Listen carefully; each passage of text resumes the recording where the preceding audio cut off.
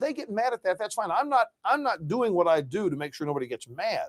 I can understand how that would ruffle feathers, but it isn't going to stop me. What are you trying to do with this show?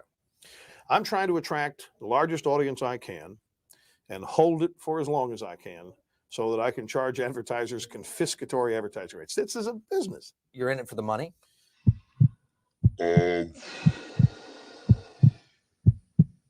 Sure. Of course, I'm doing a lot of this for money, but I don't want it to just stop there. I mean, everybody does what they do for the money. If somebody tells you it's not the money, believe me, it's the money.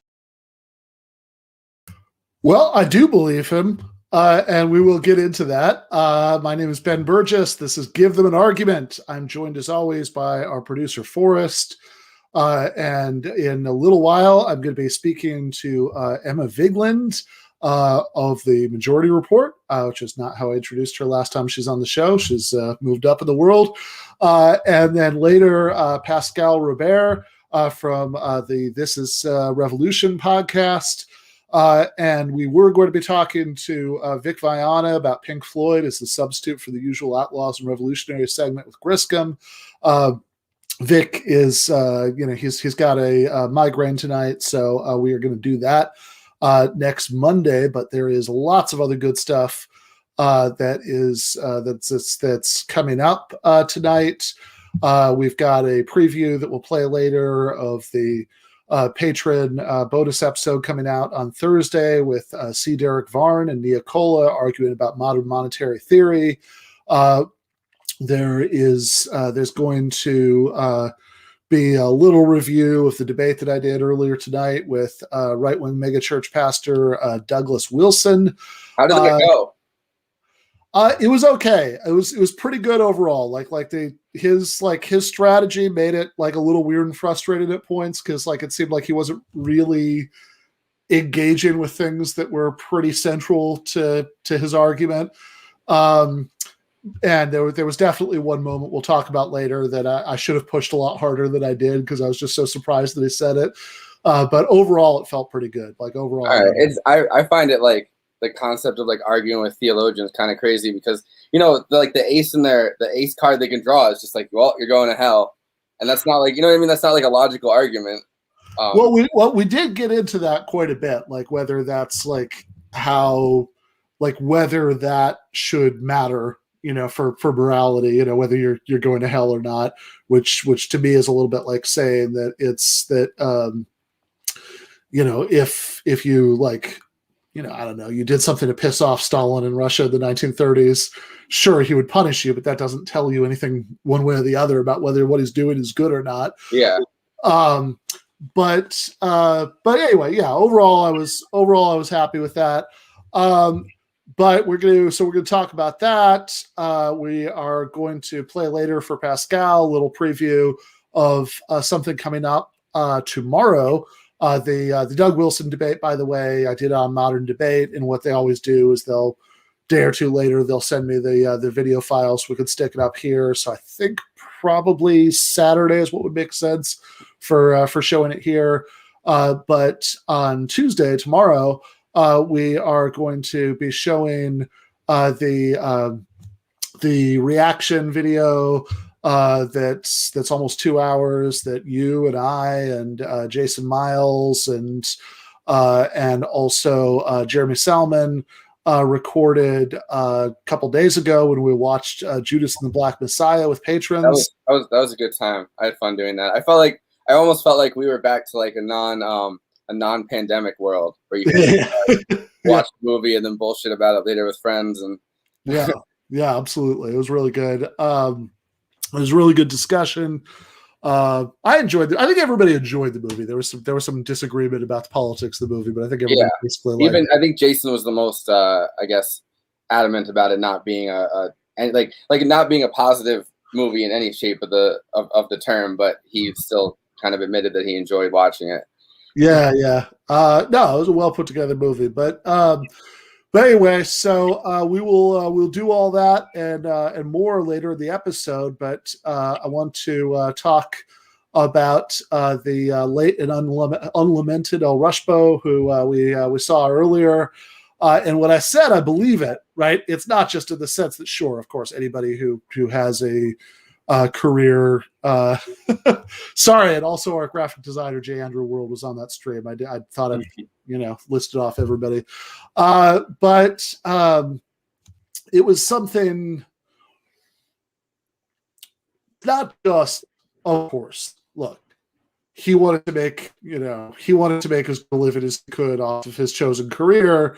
Who could blame him for that? If all else being equal. When I say I believe him when he says that he was in it for the money, that was his big goal. Compensatory advertising rates. He had that. I feel like that's the moment that right-wing media kind of was born in the form it is now, because he has that momentary panic on his face, like, oh shit, like, did I just say on 60 Minutes that I don't give a fuck about what I'm talking about? Yeah, you can tell the interviewer is like, oh, I got him. Yeah, and then it's like the dynamic between liberalism and conservatism kind of was born almost in that interaction, because he's basically just saying, like, not even hiding it anymore. Like, I'm in this for the money, and the guy's like, he said he's in it for the money. Like, we've got him now. It's like that "we've got him" meme that they used to do every time Trump said anything that they cornered him. And then he realizes, like, no, people don't give a fuck. Like, just double down on it. And that's kind of the strategy that he used throughout his entire career. And there's so many like smaller versions of Rush Limbaugh born out of that. You know what I mean? Like, yeah, no, exactly. And I think the real, I think the real evidence that he didn't have any genuine political principles of any kind, really, comes in the fact that when he died, both of the last two Republican presidents, Donald Trump and George W. Bush, who, by the way, openly hated each other's guts. Those guys could not stand each other, and they were very public about it. But both of them were tripping over each other to praise Rush Limbaugh. And of course, that makes perfect sense, because Limbaugh was equally willing to whip up the Republican base for God, Country, and George W. Bush in 2004, and for Donald Trump's war against the deep state in 2016 and 2020. It didn't matter to him what product he was selling. He was equally willing to sell it in both instances. In fact, the policies don't change. Like, you know what I mean? In either case, that's kind of the bottom line of it. Like, the things that Rush Limbaugh really did care about are the things that, they're not necessarily saying. Like, it's the war against workers. It's the war to deregulate everything. It's industry getting more favorable terms. And the culture war stuff that Rush Limbaugh was amazing at, that he whips up everybody into a frenzy, isn't stuff they care about. Well, that's the thing, because if it was, then this is crazy. Because, look, when I used to, most listen to Rush Limbaugh was like 2002, 2003, 2004, because I was, living in Michigan. I was a student and spending a lot of my time organizing anti-war protests.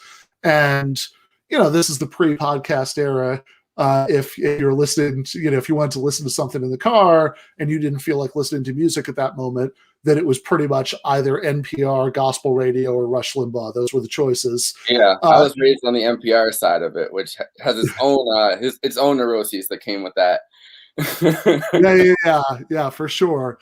But I mean, obviously, as I said, anti-war activist, I deeply disagreed, but I'd listen, I'd hate listen. That was part of it. Part of it was knowing the enemy. And part of it is just like, okay, look, there aren't a lot of options, and this guy is kind of entertaining. Like certainly if you contrast him to all the other right-wing talkers, he was the only one with like the slightest scintilla of like showmanship naturally about him. When I'd listen, like Sean, so the way it was Rush Limbaugh from 12 to 3, Sean Hannity from 3 to 6, then they'd have because Hannity was like the number 2 right-wing talk radio guy. And then they'd have like a procession of the B or C list, radio, like right-wing hosts, Mark Levin, people like that throughout the evening until about midnight when Coast to Coast AM came on, which was a version of talk radio that was that was like the night shift, and that was about UFOs and paranormal events and stuff, more than it was about politics. It's interesting that Fox News is kind of taking that side of it and seamlessly put it in too, because Tucker Carlson will have like people talking about UFOs on his show every once in a while and stuff. Yeah, It's why not? Right? Yeah. I mean, sure. It's all the same. And again, Rush was, I think sometimes people overstate the comedy thing. It's not like he was that funny, but he had an aura about him of, fucking around and kidding. And he would do this like sort of goofy over the top self-promotional stuff, talk about how he was sitting behind the golden microphone at the non-existent Excellence in Broadcasting studio in the Southern Command Center, and he with talent on loan from God and half of his brain tied behind his back just to make it fair. And which has a secondary, purpose, which is when he does push his agenda, he can kind of push the limit on what was the joke and what was things that he was seriously talking about. Oh yeah, totally. But the contrast with him and any of these other guys was stark. Sean Hannity would do this thing where people would call in and they'd tell him he was a great American. And he'd say, "No, you, sir, are a great American." And it's like, whatever. It's always like, Jesus Christ, what am I listening to? Whereas Rush, the things he was saying was disgusting, but he did it in a way that made it seem fun, which was a big part of the appeal and how he built that empire. Also, we shouldn't neglect a big part of how he built that empire was off of corporate monopoly practices. So up until 1987, the Federal Communications Commission had something called the Fairness Doctrine, which said that, look, remember, technically speaking, the radio airwaves are public property. They're leased out essentially to private corporations, and so the government could set conditions for that leasing. And one of them for decades was the Fairness Doctrine, which said you can't do editorial comment on controversial issues without providing airtime to contrasting views. Now, under the Reagan administration, that was ditched in 1987. Not very coincidentally, in 1988, Rush starts his syndicated show. Of course, he's doing nothing but, doing controversial opinions. And of course, this is also tied up in the rise of Clear Channel, which later rebranded as iHeartRadio, which is kind of funny because they also distribute podcasts, meaning that I'm pretty sure technically, we're distributed by Clear Channel now. But Clear Channel owns something like hundreds and hundreds of radio stations across the country. Like at its height, Rush Limbaugh's show was being broadcast at 650 stations and change, I think, at the same time. And the effect of that, was that you had this corporation that could just put out the views of this guy without having any sort of legal requirement to allow other views to be aired.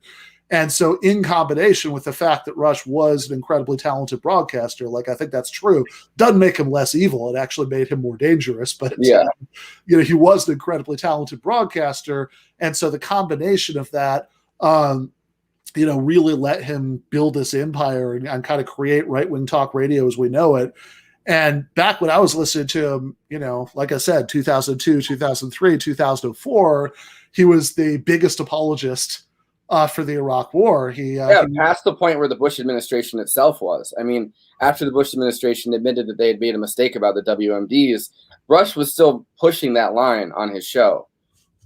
Yeah. Well, and this is hilarious though, because I should have thought of this earlier. We don't have the clip, but Kyle Kalinske played this clip of Limbaugh from about a year ago. Now, of course, he's seamlessly transitioned from being a George W. Bush Republican to being a Donald Trump Republican. And if it was some third branding of Republicanism, he'd be that, right? Because he was just willing, again, as you say, if he cared about anything politically, it was that stuff like privatization and deregulation that was going to be constant from Bush to Trump. the culture war branding of it, he was just indifferent to. He was happy to spout whatever bullshit they wanted him to spout.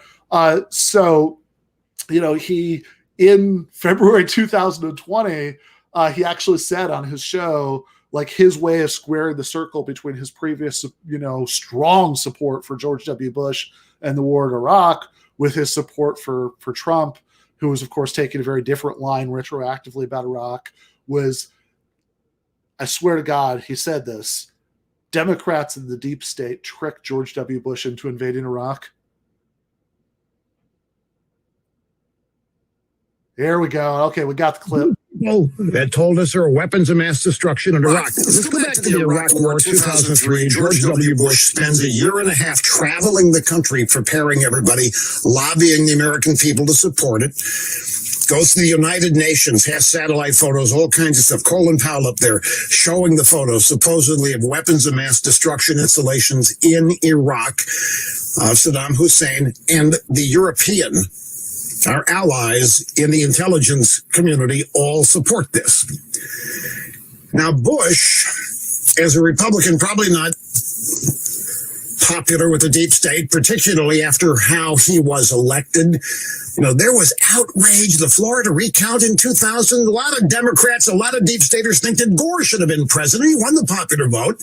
They think the Supreme Court unfairly put Bush in there. I think there was as much resentment in the deep state, we just didn't call it that then, for George W. Bush as there is today for Donald Trump. And if not the same, it's close. I think, how could so many different intelligence agencies get something so wrong as weapons of mass destruction in Iraq? And remember, they gave Bush mounds of satellite photo evidence, documentation evidence. Colin Powell was dispatched to the United Nations to present this evidence, and it was all bogus because we went in there. It was the pretext for invading Iraq after 9/11. We get in there, and there are no weapons of mass destruction. It was one of the most embarrassing things. The Bush administration had to scramble. Everybody had to scramble. What I have seen this bunch of people in the intelligence community capable, what they've tried with Trump here, this whole Russia meddling, Trump colluding, this whole thing is a gigantic lie, a totally bogus hoax, a silent coup. That's when I began to think the weapons of mass destruction thing was a setup against Bush too. My point is this. Why should we believe these people?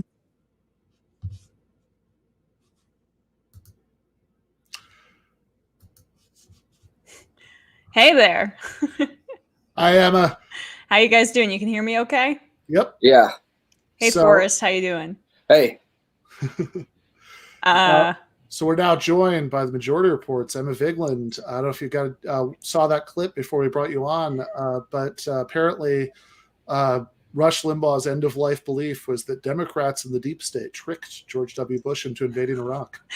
Yeah, well, first of all, I want to say thank you for having me. I caught the tail end of it. And talk about some revisionist history, please. Yeah, right. I mean, just to, I know this is a long time ago, so some people might not remember, but just to review, how did the Bush administration actually get, the evidence about weapons of mass destruction? Yeah, well, I think it might have had something to do with the deep state. Okay, that was it.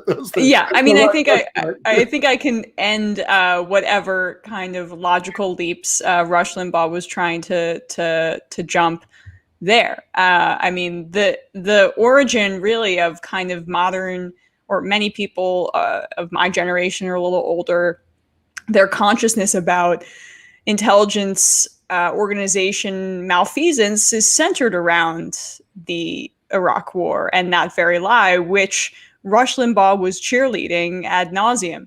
So it's a complete reversal of history. The deep state was not against George W. Bush, if, whatever you want to call the deep state, whatever iteration of it. In fact, Bush was a pawn and working with hand in hand. I mean, the whole big deep state lie was that there were WMDs, and Bush was an integral part of that, I might say.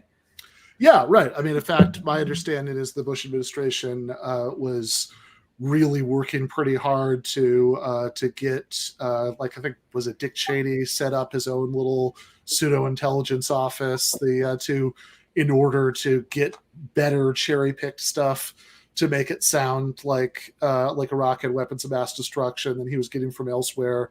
So the idea that they were just sort of unwitting victims of this is very strange. But I mean, it's also like it just goes to how shameless his entire shtick was throughout his life. He was just going to say whatever was convenient to Republicans at the time, and if it didn't fit with something else he'd said before, whatever, he'd figure it out.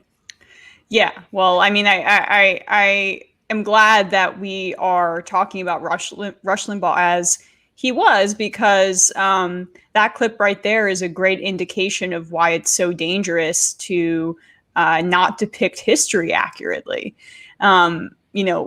Talking about Rush Limbaugh and who he was and his toxic influence on the discourse is important, just as recanting the history of the Iraq War is. And Rush Limbaugh, by the way, of course, this is the cognitive dissonance of a truly evil man. Of course, he completely erases his own role in projecting that lie. Yeah, right. That that he's portrayed it as if this is just something everybody believed. Obviously, there were there were the largest protests in the history of the world, against the beginning of the Iraq War. Lots and lots and lots of people didn't believe any of that. Yeah, I mean, including Bernie Sanders. Rush Limbaugh's a huge fan of, or was a huge fan of, Bernie Sanders. He must be, right? If he's interested in politicians that were against, or Barbara Lee for that matter, or any of the other Democrats who are still in office who were pounding the table on this, or who were at least skeptical. He could reward them with some favorable commentary if he was a good faith actor, but that wasn't the case. If there was one media personality who was most responsible for these deaths, it might have been Rush Limbaugh for the Iraq War, for the lies. Maybe Drudge, because the Drudge report was taken seriously at that time. But Rush Limbaugh, I mean, let's not forget, I'm sure earlier in the program, you guys, maybe if you were talking about him, talked about so many of the horrific lies that he spread. But there are few media personalities who have had an impact in the way that Rush Limbaugh had, and spreading the Iraq War lies and the WMD lies was one of them. He had a segment where he would mock AIDS patients as they died, said it was put upon themselves because of their deviant behavior. Yeah, I mean, he literally played Looking for Love in the Wrong Places, during his making fun of AIDS victims segment. Hilarious. Yeah. Which makes it extra, I don't know, just extra ironic, I guess, that a lot of conservatives were like, wow, you're really mocking the death of Rush Limbaugh, to people on Twitter who maybe shouldn't have been mocking the death of anybody, you know what I mean? But like the idea that Rush Limbaugh, of all people, who like the beginning of his career was mocking the death of innocent AIDS victims who hadn't done, any of the damage that Rush Limbaugh has done to our society, would be mocked on air by him. And I've seen, I saw you played Kyle Klinsky there, and I watch Kyle from time to time. I think he's one of the great voices on the left, and he was talking about, well, is it appropriate to celebrate the death of somebody? And he kind of made a distinction between someone like Dick Cheney and someone like Rush Limbaugh. Because obviously Dick Cheney, or I think Kissinger, he also mentioned, they are responsible for the deaths of anywhere from millions to hundreds of thousands. Their actions were sociopathic, psychopathic in many ways. Like, yes, of course, I will be even happier when someone, or not happier, I shouldn't say, but I will be even less giving when one of those two pass away. But I think Rush is a step down. I mean, just because he's a media personality doesn't mean he bore no responsibility. He had power in his own right, and media power is just a different flavor than governmental power. I think he exercised that. He gave birth to people like Ben Shapiro and other horrible human beings. And Trumpism, that kind of ideology, that's directly because of Rush. Yeah, which is not, I mean, Ben Shapiro wrote something in the New York Times over the weekend, where he was talking about what a big influence Rush Limbaugh was on him, and I believe that.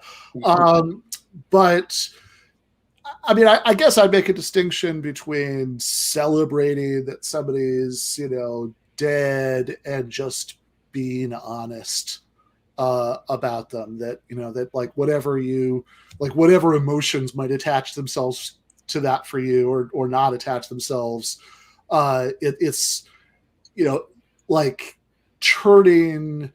Like so often when people die, they're just immediately sanitized, and and everything that they did is swept away, and and we can we can talk about stuff like making fun of AIDS victims or his Barack the Magic Negro song that that he played on his program to the tune of Puff the Magic Dragon.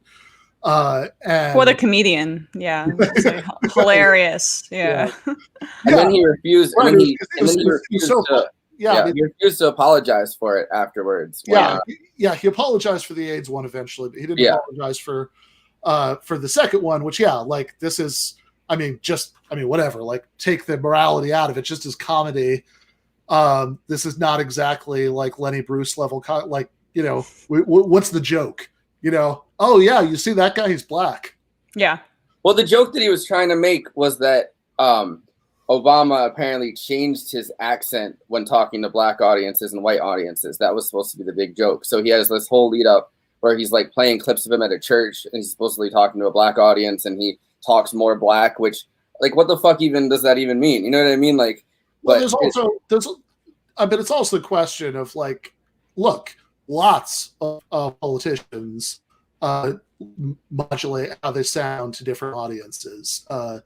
If you look at clips of Hillary Clinton when she was in Arkansas in the 80s, like she sounds like she grew up in Arkansas. It's actually like, well, you're probably proving Rush's point at that point, but like, Bush drove a pickup truck to campaign events. Does he think he did that all the time? Yeah. I actually knew somebody, many years ago who came from Austin, and I think worked at a restaurant maybe where he'd served Bush a few times before he ran for president, and he said he never sounded like that. Like the way that Bush played up the Texan speech patterns later, he didn't sound like that as governor of Texas. His brother didn't sound like that. And like, did Rush, I would say the Rush there, not to cut you off, Ben, I apologize, but I'd say the Rush, do you talk to prostitutes in the same way that you talk to your audience on mic? Right? Probably, actually. Maybe. Screaming about black people to them? Yeah, that's a fascinating question. So, of course, people who might not be familiar with this, Rush Limbaugh was caught with Viagra he didn't have prescription for on his way back from the Dominican Republic. And I believe his public comment on it was something like, "Fun weekend, wish I could tell you guys about it." So since he didn't, I guess we don't know if the probably underage prostitutes in the Dominican Republic got to be screamed at about liberals, during those encounters or not. Was that before or after his big arrest for getting 2,000 oxys shipped to his house and from different doctors or something? I think that was around the same time, but I don't know if it might have been two separate incidents. But obviously he's a deviant. Where are the fathers? Where's Rush's father in this situation? Yeah. Well, must have raised him wrong. Right, exactly. Or conversely, all right, like what I always wanted to know is look, if Rush Limbaugh had come back on air and he had said, look, after my own experience and coming out of rehab and everything, I now understand that I was wrong for the last 20 years to push the drug war. And now I understand it's a medical issue and, should be dealt with compassionately and not through the carceral state. But Ben, where's the audience? That episode happened, I missed it. Where's the audience for that? He's going to lose his long-term audience. And eventually, once the audience goes, it's the advertisers that he can charge confiscatory rates to. So apologies just don't work for Rush. Yeah. Yeah, and I think Emma's point about the Iraq War is important too. That Russia's employer, Clear Channel, that owned all those radio stations, was actually organizing pro-war like mass rallies to counter the anti-war movement. He was their flagship program. That's what everything was built around, were those 3 hours of Rush Limbaugh, and he was using those 3 hours to relentlessly propagandize for the war.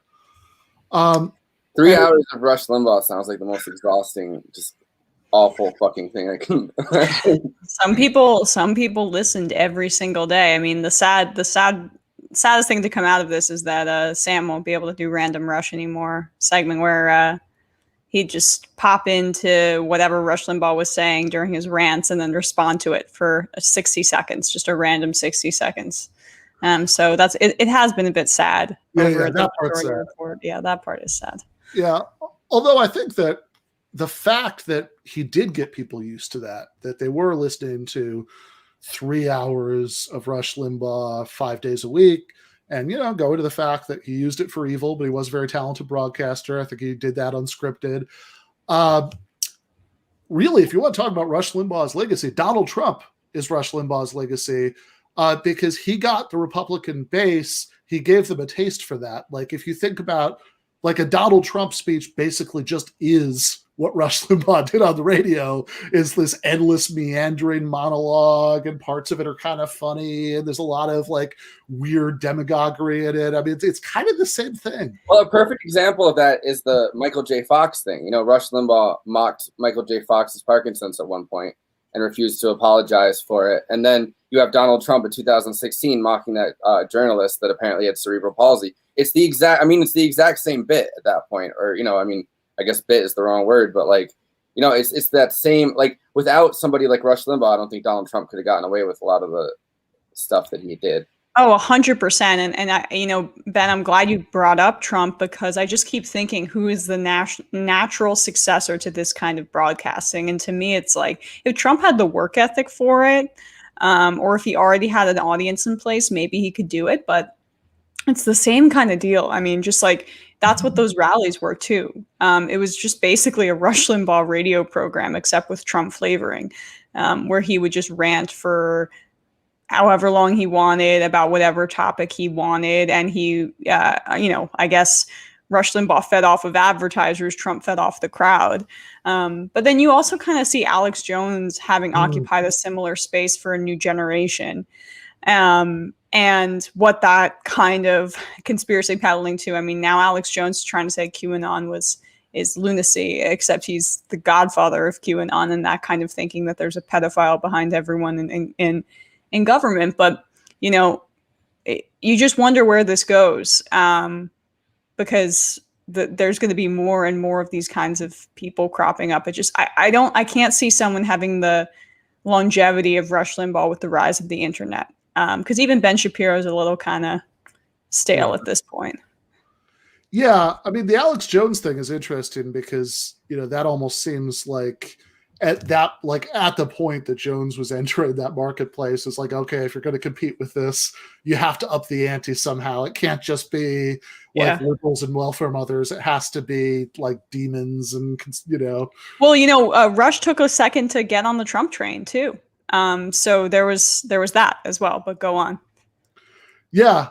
So before we leave the subject of Rush Limbaugh, we should, talk about the kind of core of what he stood for, which, like, you take all of the attempts to throw red meat to the base and, put it to one side. I think this was at the heart of it. Forrest, do you have the Union clip? Yeah. To become sacred. That's another trick. Well, I don't attack the unions. They're just working people, right? They're just the workers. They're trying to make people. We don't have workers. I hate that term, workers, applied to people who are employed in the private sector. You believe that unions are like the fetus of the mafia. Well, yeah. They're gestating in there in the mafia womb. It's a problem of it because these fetuses are never aborted. It's working people that are losing their jobs. Real working, non-unionized people who are losing their jobs. And just like in Greece, you tell the freeloaders, The free ride is over and they just raise hell. The collective bargaining of public sector unions is simply stealing from the taxpayers of that state. This is simply public sector unions stealing from taxpayers under the guise of collective bargaining. And wow. I mean, so if the unions are the mafia in this scenario, who are the corporations? Who are the bosses? I mean, like that like is that the United States government? That's kind of this really weird projection. I mean, it's really the inverse. Yeah, right. That's a good that's a good question. I mean, and I think that the beginning of the clip was interesting when he says that he doesn't even want to hear this word workers. When it comes to people, who are the private sector, because any kind of frank acknowledgement that there's a difference between the situation of people who are relatively powerless on the job, who are dependent on an employer, and people who own their own businesses is just totally verboten in the Rush worldview. Yeah. I mean, the Rush worldview is the id of modern conservatism. I guess that's Trump. I would kind of call him the Frankenstein. But I mean, that's how Rush should be remembered, as a virulent racist and open sexist. I mean, the term feminazi, I feel like whenever that was, 2011, that was like ubiquitously used, I think, in a way that, almost jokingly, but if you say I came into contact with somebody of the conservative persuasion, it would be tossed around, or like that was because of Rush. It's just hard to I've said this before, kind of in, not on the show actually, but just in casual conversation, about how Mitch McConnell is the most impactful politician of the past 25 years. And there's an argument to be made that Rush is his mirror version in media, because of like just maybe not always the most front and center person, but in terms of manipulating the government in McConnell's case, and the discourse in Limbaugh's case, in order to further corporate power, demonize immigrants, Black people, Muslims, and entrench the Republican Party in mainstream discourse as something that should be acceptable. Both of them kind of worked hand in hand in different areas of public life. And they both were very effective, and it's very bad for the world. Yeah, fair enough. So since you mentioned Mitch McConnell, I do want to switch gears and talk about the Senate, particularly a Senate confirmation battle. So do you have, Forrest, do you have the Bernie Neeraj clip? Yeah, hold on. I have to pull it up. Well, yeah, so Neeraj Tanden, not a shoo-in. Apparently not. Who would have thought? She's a little controversial. Yeah, so my understanding is that she actually got a Twitter account later than Trump did, but apparently she actually tweeted more times, during their respective times on Twitter, which is amazing. Like, you just have to consider like the dedication that you'd have to be online. Like, just forget what the content was, just to tweet as often as Neeraj Tanden did. Yeah, well, I wouldn't know. She blocked me in like 2017, so I'm almost like, immune to her horribleness, because I haven't been able to see it for a while. Yeah. All right, you ready for the clip? Yeah. Received under your leadership.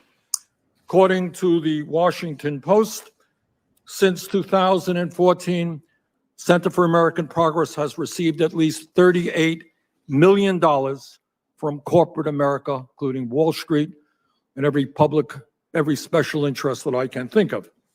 So before I vote on your nomination, it is important for me and members of this committee to know that those donations that you have secured at CAP will not influence your decision-making at the OMB.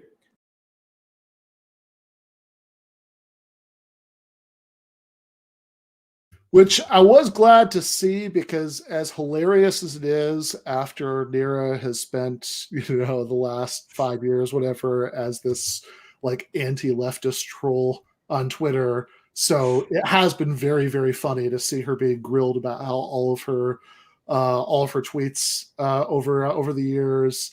But it was also good to see like Bernie there calling attention to the fact that there are actually much bigger issues with Neera Tanden than all the stupid shit that she's put on Twitter.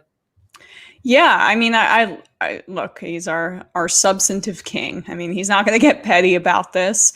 Even though I guess who was it?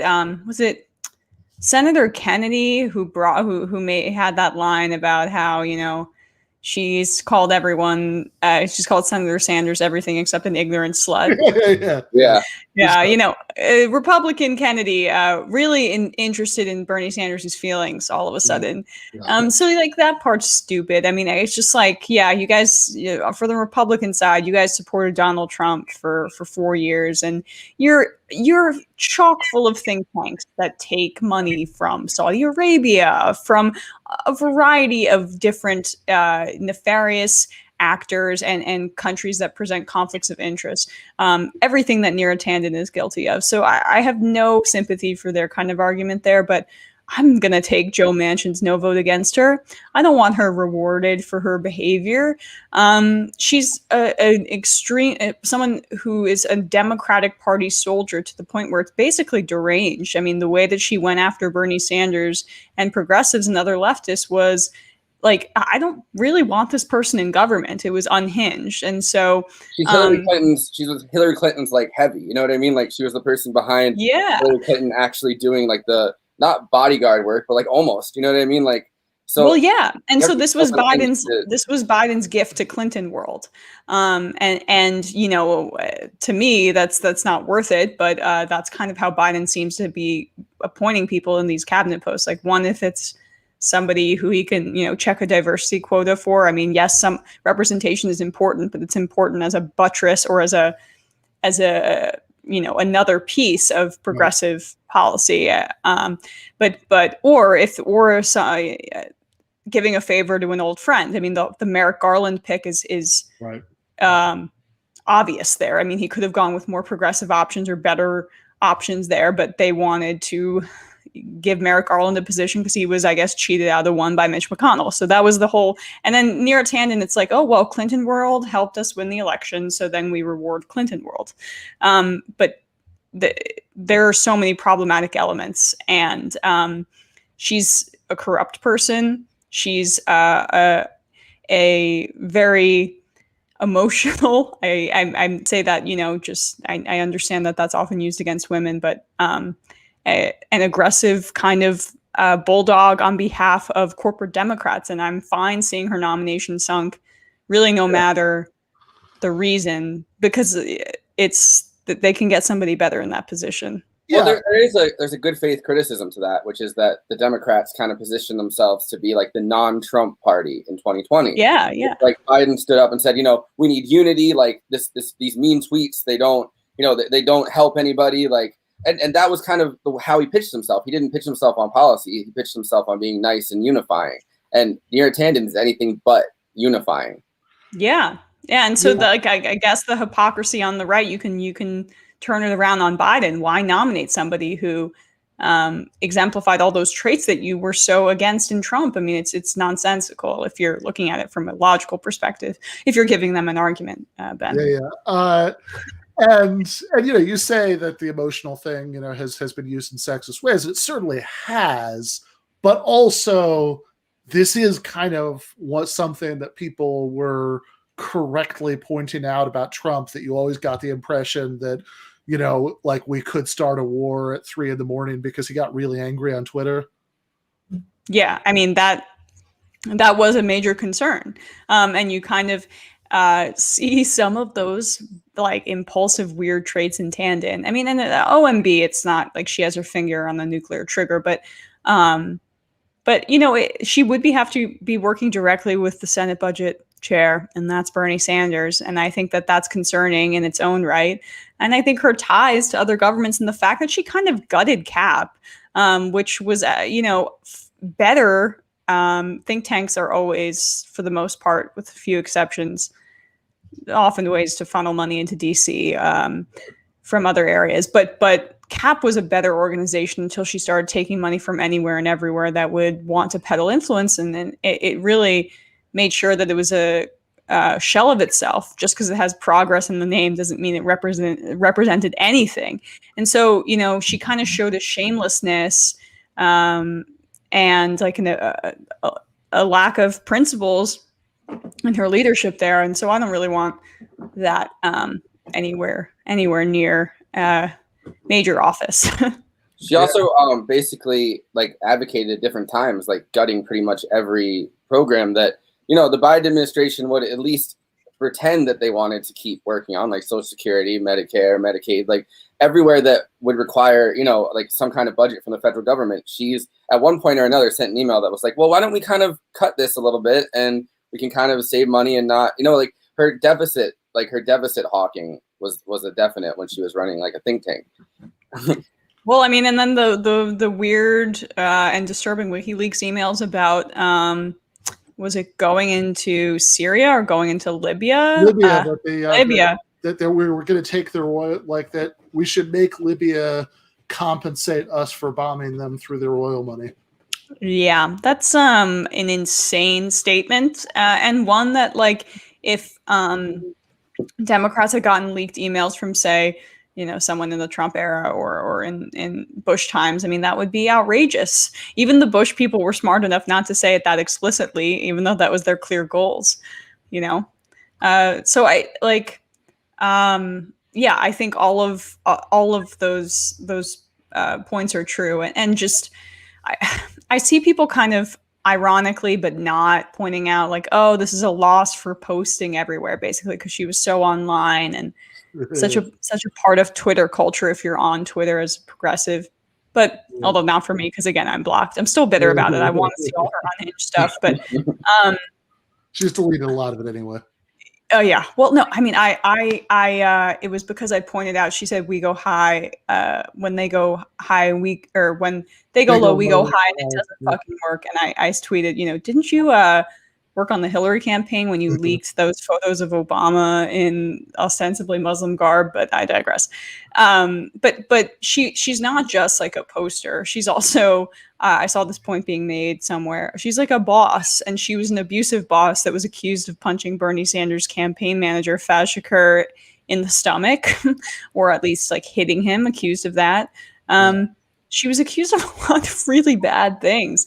And just because she's a part of the DC elite circles and centrist democratic politics, which, let's be real, the media is biased towards, she gets a free pass. That shouldn't be the case. Yeah, for sure. And I mean, honestly, if Neeratan, you know, the more, you know, if you think, okay, Neeratan is emblematic of like posters, you know, people who spend all their time on Twitter, you know, engaged in posting wars, then that seems like another excellent reason not to have Neeratan be the head of the OMB. I don't want to give posters anything. I think, you know, like, I think we should be discouraging that. Yeah. Although I gotta say, I would qualify myself a little bit in that cat. I'm trying to take a little bit of time away from Twitter, but I mean, look, I'd qualify a little bit too. I just, you know, like I'm not, you know, I'm not somebody, you know, like this critique is being delivered from inside the room, you know, like I have, you know, yeah. Like I'm leaned over the coffee table with everybody else with the, you know, the rolled up dollar bill with the, you know, specks of Coke coming out of it. You're like, guys, we should all be doing less blow right now. Yeah. But, I love that image, man. I love that image. No more copium for us. No more. I know. I ran out. But speaking of Democrats who could be, you know, we're talking about, you know, things that were Trumpish about Neera. Let's talk about this guy. Oh God. And the worst news is still tragic news. Number of deaths, 540.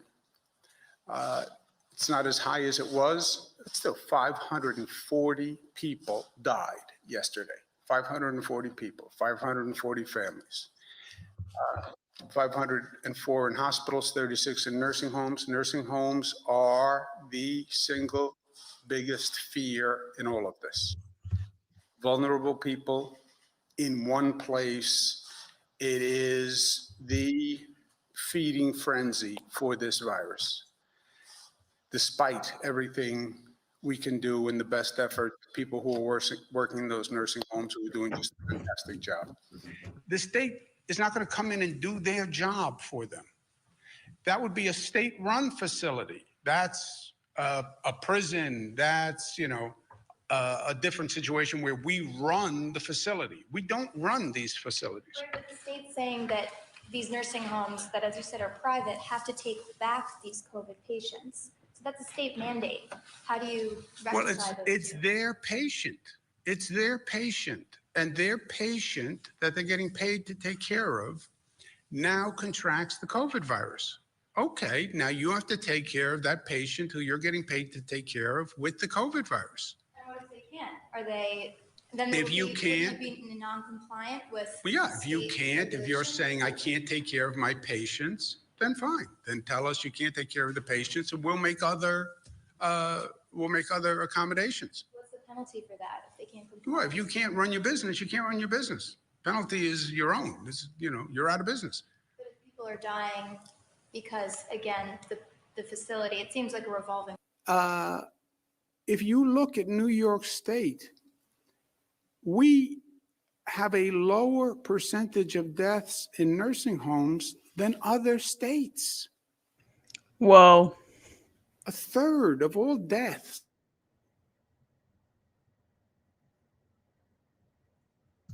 You were going to say, Emma? Sorry, no, I just said whoa. I thought I could talk over it. That's just I didn't mean to pause the clip, but that's just an unbelievable touting, as he knew he was 28 hot. to 30. It's nationally, I think he says 30% of nursing home or deaths are from nursing homes. In New York State, it's 28%. That's his below the. Oh, that's just dark. You can keep going. Number of deaths in nursing homes. But who cares? 33, 28, died in a hospital, died in a nursing home. They died. And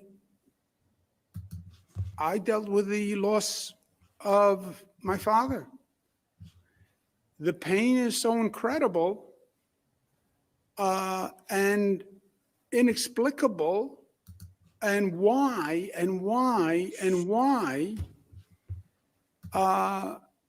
It's a tragedy. It's a tragedy. And I understand maybe the instinct to blame or to find some relief for the pain that you're feeling. But it is a tragedy, and it's a tragedy that continues today. I want to set the record straight on nursing homes for a number of reasons, primarily for the families of nursing home people. We created a void by not producing enough public information fast enough. People wanted information. We did not produce public information fast enough. That creates a void. What happens in a void, especially today in this environment, in this toxic political environment? Something fills the void. And conspiracy theories and politics and rumors fill the void. And you can't allow inaccurate information to go unanswered. Twitter, bogus reports become a reality at one point.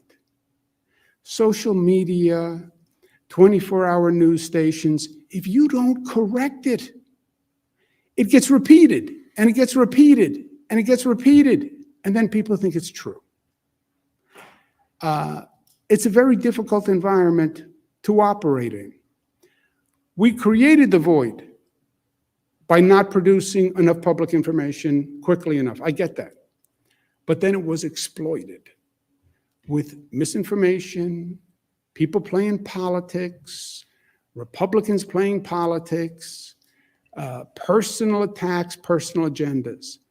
And now this continues and people get confused.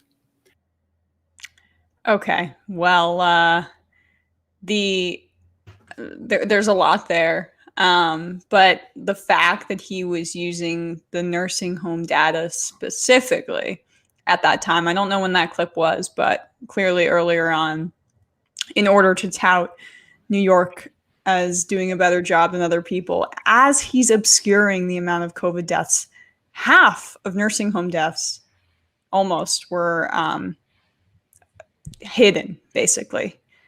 That's pretty dark. The timeline is because I made that clip. Oh wow, and it's awesome. I was trying to show how this has changed so we could talk about it. So I believe the first one was 10 months ago when it started, when everyone was giving him more than the benefit of the doubt. When he's talking tough with the nursing homes in that second clip, that's when he was signing the immunity for nursing homes and for hospitals. Around the same time, he's basically saying, all right, well, now you can't sue hospitals for your loved ones dying or nursing homes. They are kind of protected by the state. The third one is when the one with the data is when the story broke, where he was saying, oh, who cares, where they died, because people are saying, well, you obscured the nursing home deaths. You didn't report the hospitalization deaths, only the original nursing home deaths. And then the last two were his recent, now that he kind of has to come out and say we were wrong and come up with something that he was wrong about. It's obviously, well, we didn't tell people enough information because, they're dealing with enough. And we kind of just we should have been more open with them about the information, because then they get too many ideas. Not, I'm sorry for obscuring the information because I didn't report it to the federal government because I didn't know what they were going to do, and I wanted to keep making sure that nursing homes donating millions of dollars to my campaigns and hospitals were were shielded. Well, I mean, Sam was just pointing this out to me the other day, or a month ago or so, about how he was talking tough about the hospitals distributing vaccines, because around a month or 6 weeks ago, he said, I'm unilaterally deciding that these hospitals, a lot of them for profit, which donate to him, are going to be distributing the vaccine now. They don't have the infrastructure to do it. And these local hospital centers or these local facilities have been training for this for months. And they were like, what? Why are hospitals getting exclusive rights to distribute these vaccines? And then he's like, and if you can't do it, you're going to be in trouble, basically threatening them as well. Talking tough in public, like talking tough to nursing homes in public, but really running interference for them behind the scenes. And then bullying people that get in his way. I mean, he's smarter than Trump, but this is Trump, right? This is like lying about COVID and then bullying people behind the scenes in the same way that we saw in those, him pretty much admit to lying in those Woodward tapes, and in countless instances. He's just blue MAGA, and the Democrats still defending him. You're just like a part of the blue cult as opposed to the red one. And you're obsessed with personalities. That's it. Well, his top aide, the one that was caught on tape by, I think, Newsmax or whatever, saying to a bunch of assemblymen and state senators that they had obscured the data and that they panicked when the federal government was coming after them for nursing home data. Her brother, sister, and father, I believe, are lawyers for the lobbyist group that originally donated all the money to Cuomo's campaign in 2018, which then lobbied him to pass the immunity laws, which stop hospital executives and nursing homes from getting heavy penalties for deaths in their facilities. So it's this kind of unbridled corruption too that kind of makes him exactly like Trump. It's like He's very unlike Trump in that Trump couldn't go on CNN or even Fox News and be interviewed by a member of the Trump family. Yeah. Well, but that would be so heartwarming then, right? I mean, that's how that was treated. How cute is it? I tweeted joking, just these Cuomo-sexuals are basically mentally deranged. I find everything about him to be so off-putting. And again, it's just, Bill de Blasio has a million problems, but I was heartened to see him stand up for Assemblyman Ron Kim, who had basically blown the whistle on a lot of these tactics by by Cuomo in his attempt to cover up this nursing home data, and just said, yeah, this is par for the course in New York. It's an open secret here that he is like the worst guy, Cuomo. And I've heard it from people who've worked with him personally. I won't like name names, but just he's like basically a terrible human being and treats people with like blatant disrespect, in kind of the way that we saw, you know, people talk about how Trump was horrible when they'd work with him. Like Cuomo was an entitled and son of a mayor who, I mean, not mayor, excuse me, of a governor who, you know, basically bred him to be this prodigal son, and he hasn't lived up to that, and so he behaves with entitlement at every turn. And yeah, I mean, this is a massive scandal, and it should kind of, he should resign. I know that the New York State government is going to vote on whether to strip him of his emergency powers, but that's not enough. I mean, the guy's being investigated by the FBI right now. Yeah, and right. And it is ridiculous that if you think back to last spring and summer, when this Cuomo cult was at its height, really, I mean, even based on, you know, before people knew everything was going on with the nursing homes and all that, just based on what was public information at the time, I mean, by any normal metric, he had massively bungled the COVID crisis in New York. And it seemed like what, you know, people were zeroing in on him for how he kind of became this weird liberal hero is that he gave press conferences and he seemed to know what he was talking about more than Trump did at his, and that was about where the bar was. And to me, like, I will be fully honest, at the start of the pandemic when we knew nothing, I like took some comfort in that. And like, I'll be real.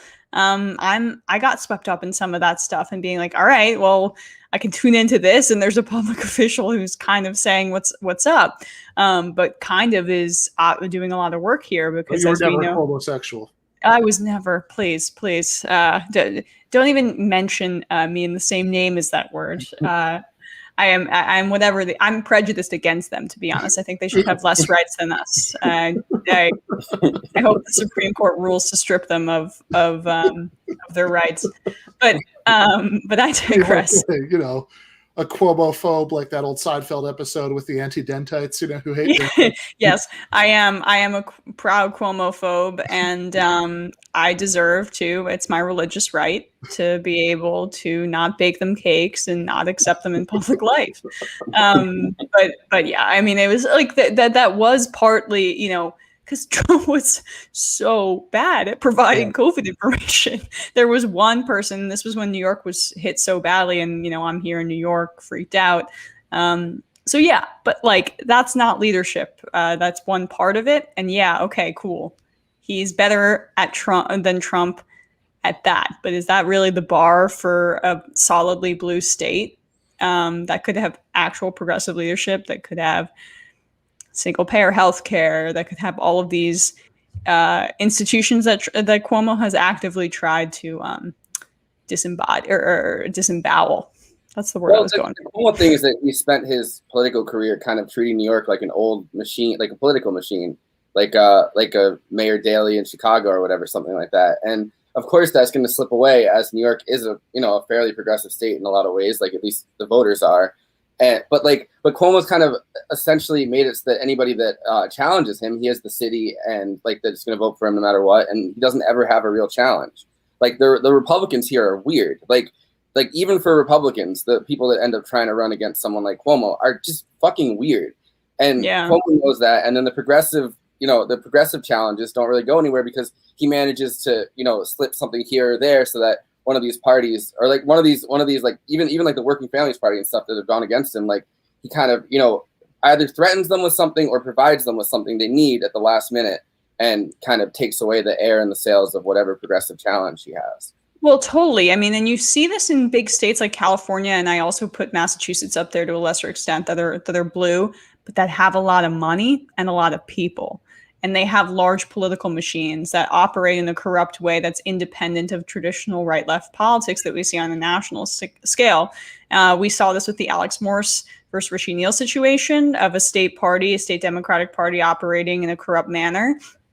And we see it with Gavin Newsom, with the way they killed single-payer healthcare there, with a lot of the way that large states that are, would be medium-sized countries on an international scale, how they behave when they don't really have a Republican threat. That breeds corruption in many ways. And then, of course, Cuomo with this and the IDC, which was a built-in infrastructure for him to not pass anything progressive.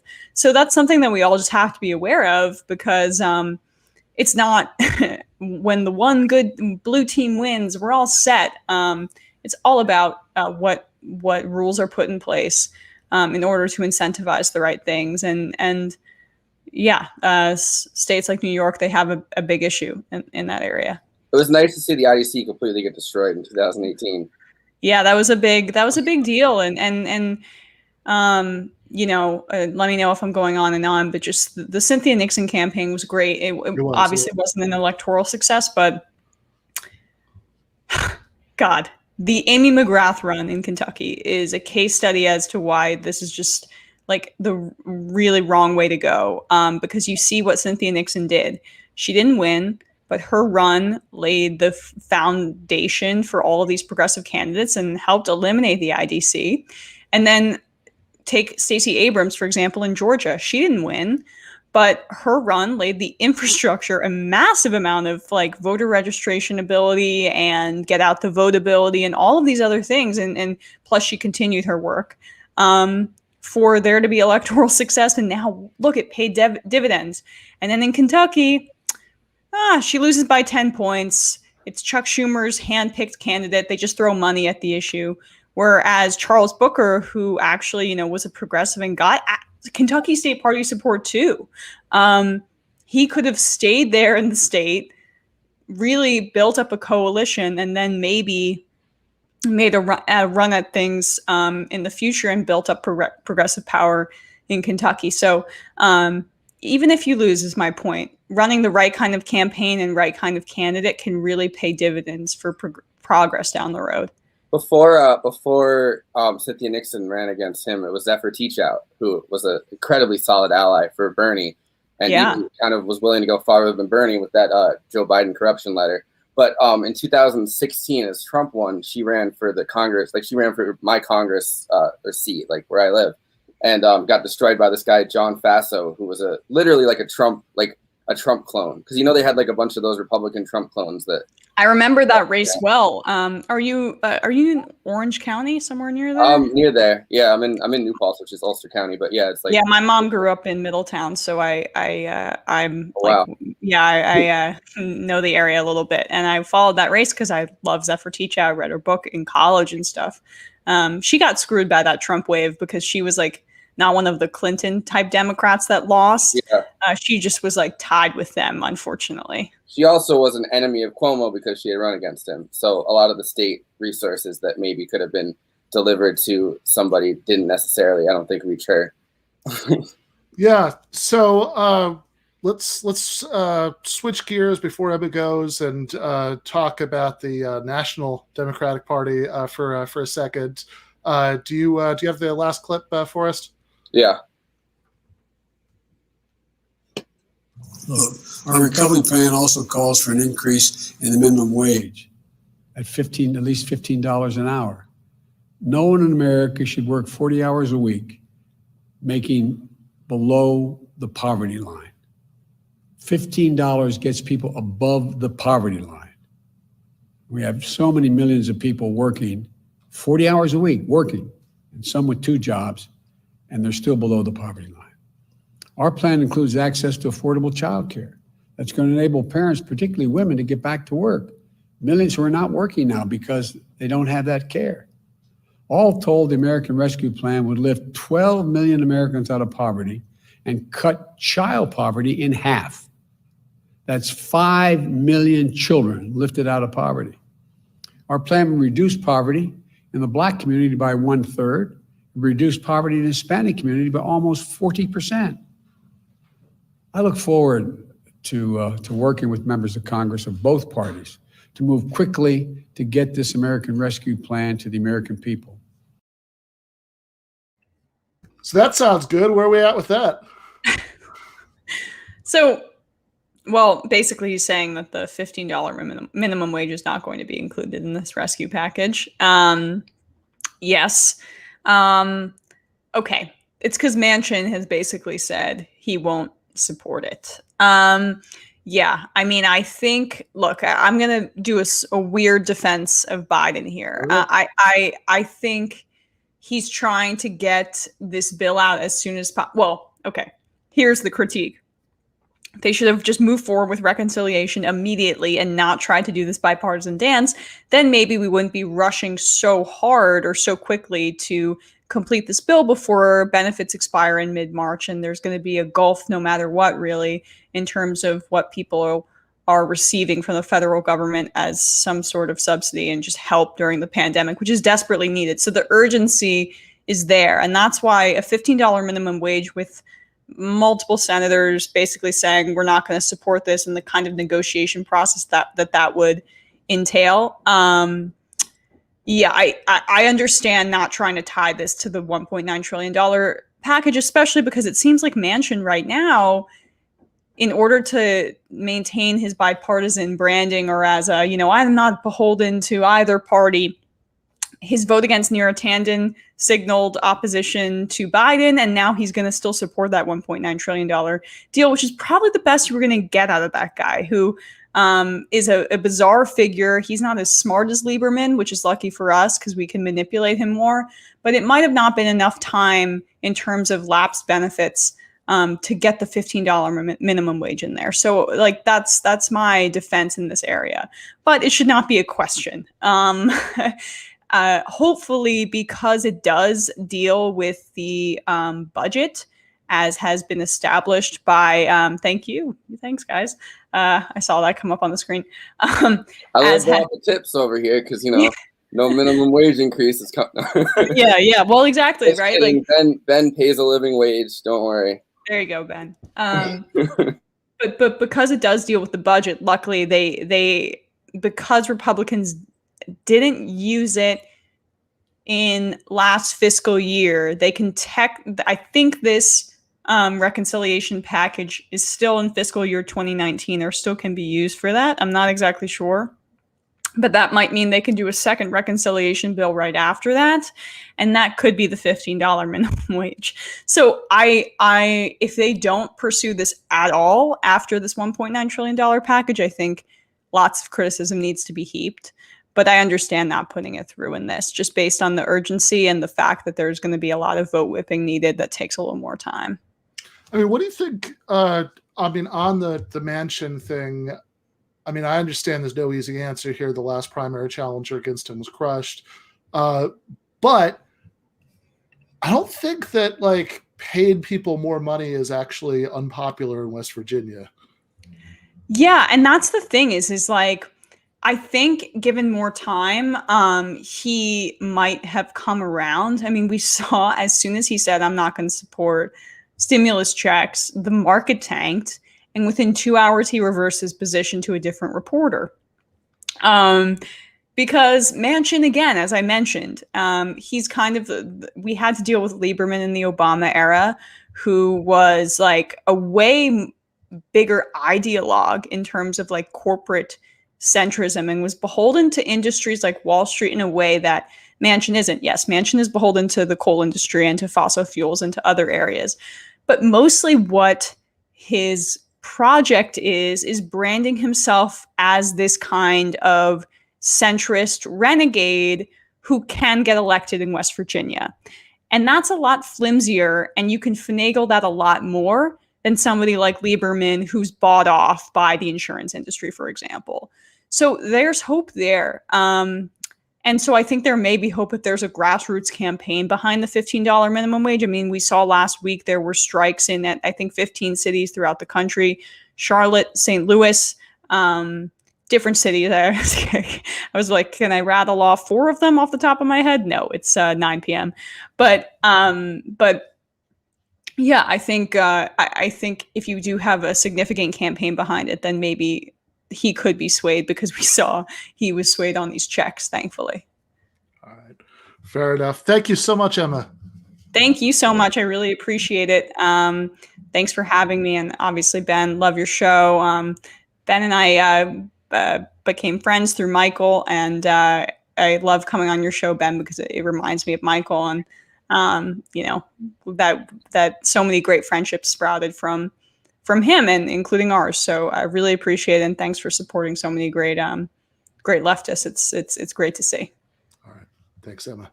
Appreciate it. Bye, Forrest. All right, that was Emma Vigeland from the Majority Report. Really good to see her again. It's been a while since she's been. It's weird to hear Emma Vigeland from the Majority Report after she was on like TYT for so long, and yeah, and I've been, I don't know, yeah. Yeah, fair enough. So gonna bring on somebody who has not been on the show before, but I'm excited to talk to, who is Pascal Robert. We've talked to his This is Revolution co-host Jason Miles before, but have not talked to Pascal before. Pascal, thank you for coming on.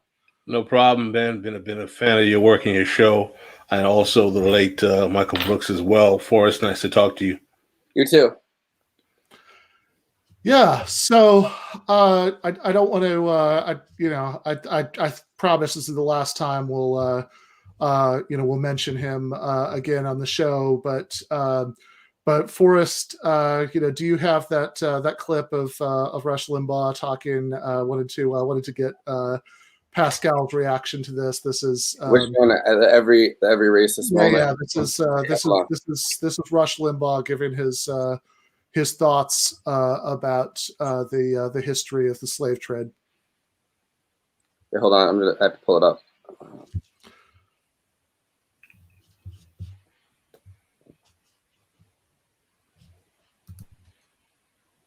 Here, just riff for a minute. I just have to.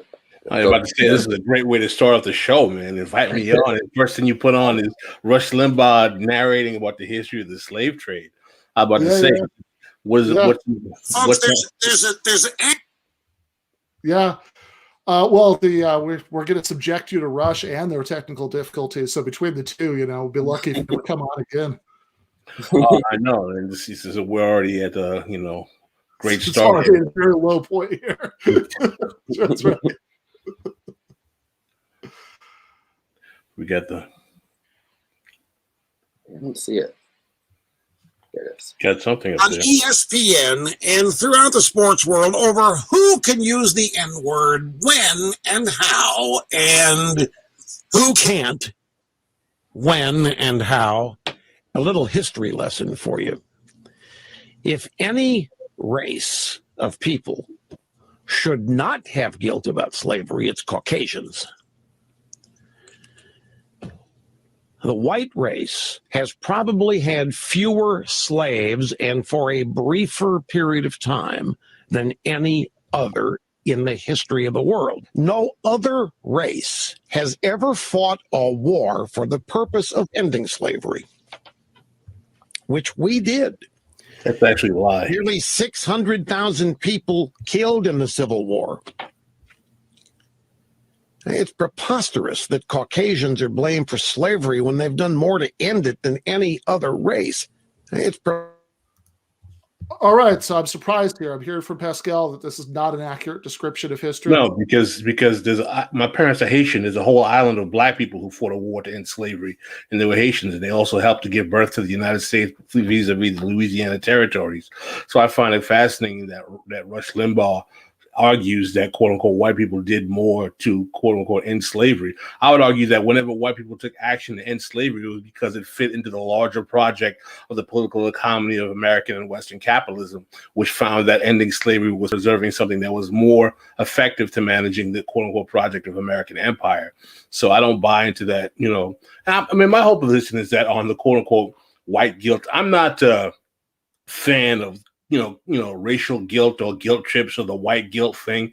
I think because, the notion of white guilt basically means that your whole premise in terms of demanding justice is based on emotionality. And my position is that, quite frankly, is that Racism is actually a necessary element of capitalism because it reduces black labor to redundant surplus reserve army of labor, because it's necessary to maintain the functionality in the mind of the majority of society that capitalism does not negatively.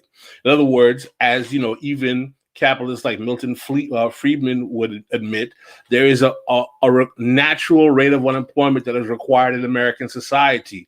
And because America is a racialized society where the majority of the Americans are basically white, if they realize that disproportionately they were the numbers that fit into that space, it would cause rebellion. So in order to have this society function, you need to racialize that minority, and the out minority is going to be black. And that's because that's one of the larger reasons why this is completely materialist. You guys are Marxist intellectuals. I'm not telling you anything you don't know. This is basically why, why in a capitalist society, certain groups of people, particularly one that has a certain racial labor component, you try to make the out minority the surplus redundant labor to keep the functionality of the system in the minds of the majority traveling. So I don't think I'm telling you guys anything you haven't heard of, but no, but it's an important point. And it's very well said. So, and I mean, actually, I think one of the funny things about that Rush Limbaugh clip is that he's doing this sort of weird non-standard version of racial essentialism, where it's like it wasn't like the northern United States fought this war, against the Southern planter class for their own reasons, as you're saying. It's that the white race did that, right, exactly. And that's a very good point. Exactly. I mean, he's playing his own kind of. I mean, the thing is, as much as Rush would claim about identity politics, he's basically his whole ethos is about white identity politics. It's about white racial reductionism. It's about, reifying the existence of a collective white interest, and that those brown and black people are coming here to threaten your quote unquote sanctity. And that's why whenever I hear people who are reactionaries talking about like how they threaten our culture, this culture, what part of American culture has not been influenced by black and brown people? I mean, we eat pizza, we listen to soul music, we have R&B, we have rock and roll. Rock and roll was a black colloquial phrase for sex. I mean, Well, hold on, I got to stop you there, Pascal, because I watched Back to the Future, and at the end of the Back to the Future, they established that it was Michael J. Fox time traveling from the '80s that started rock and roll. So I'm pretty sure that's how that happened. Well, I mean, I appreciate. I mean, I'm a Back to the Future fan as well. But I mean, the larger point is that whenever I hear these reactionary, white race reductionists talking about how our culture, our standards, there's not an element of. I mean, the food that we eat, what is called soul food in the South, that's Southern food. White people in the South eat it as well. Some of the things like, grits, okra, that stuff comes from Africa. I mean, this is infused in American and Southern culture. And, and to act like what we call American civilization or even Western civilization, as if the mathematical numerals we use to count don't come from the Arabic numeral system, as if the Middle East didn't contribute intellectually to the development or the exposure of Greek philosophy to the Europeans after the Middle Ages. This notion that this concept of Western civilization or American culture is this quote unquote white thing, when these people who created these civilizations didn't even refer to them as white, is part of the racial reductionist narrative that fulfills these racists like Jordan Peterson and these other people to think that somehow them as white men who feel that their space in America is being infringed upon because they might have to hear some Spanish at McDonald's when they're ordering their fries is a crisis of American society. So Rush Limbaugh, his whole function is to play on that crisis and to increase the political tensions to make it those liberals and those leftists, they want to take your culture. They want to take your, I mean, all he has to do is come one phrase away. Imagine if they're dating your daughter. I mean, but I mean, at the same time, though, right? I'm not going to say Limbaugh was not without talent. Limbaugh was very. I mean, it's someone like yourself who spends a significant amount of time in media, podcasting, or doing YouTube. You understand that this is not easy work. It's very tiring. It's draining. Doing a show every day for 3 hours a day and maintaining an audience does not you have to have a certain amount of skill to do that. It's just that his skill was based on, fortifying a reactionary nationalist kind of narrative of what America is about and delegitimizing the claims of people who have traditionally been left out of the largesse that is American society and capitalism. Staying on that level of rage too, that level of like energy. Yeah. Oh no, yeah. Well, of course. I mean, I think with Limbaugh, he didn't have to like somebody like Sean Hannity has to maintain 3 hours of outrage every day. Limbaugh, since a lot of his shtick was that he was, he was having a little fun with it. He was yanking the liberals' chains, so he didn't have to be angry quite as much all the time. But I mean, I'd absolutely take Pascal's last point. Again, we were talking about this earlier.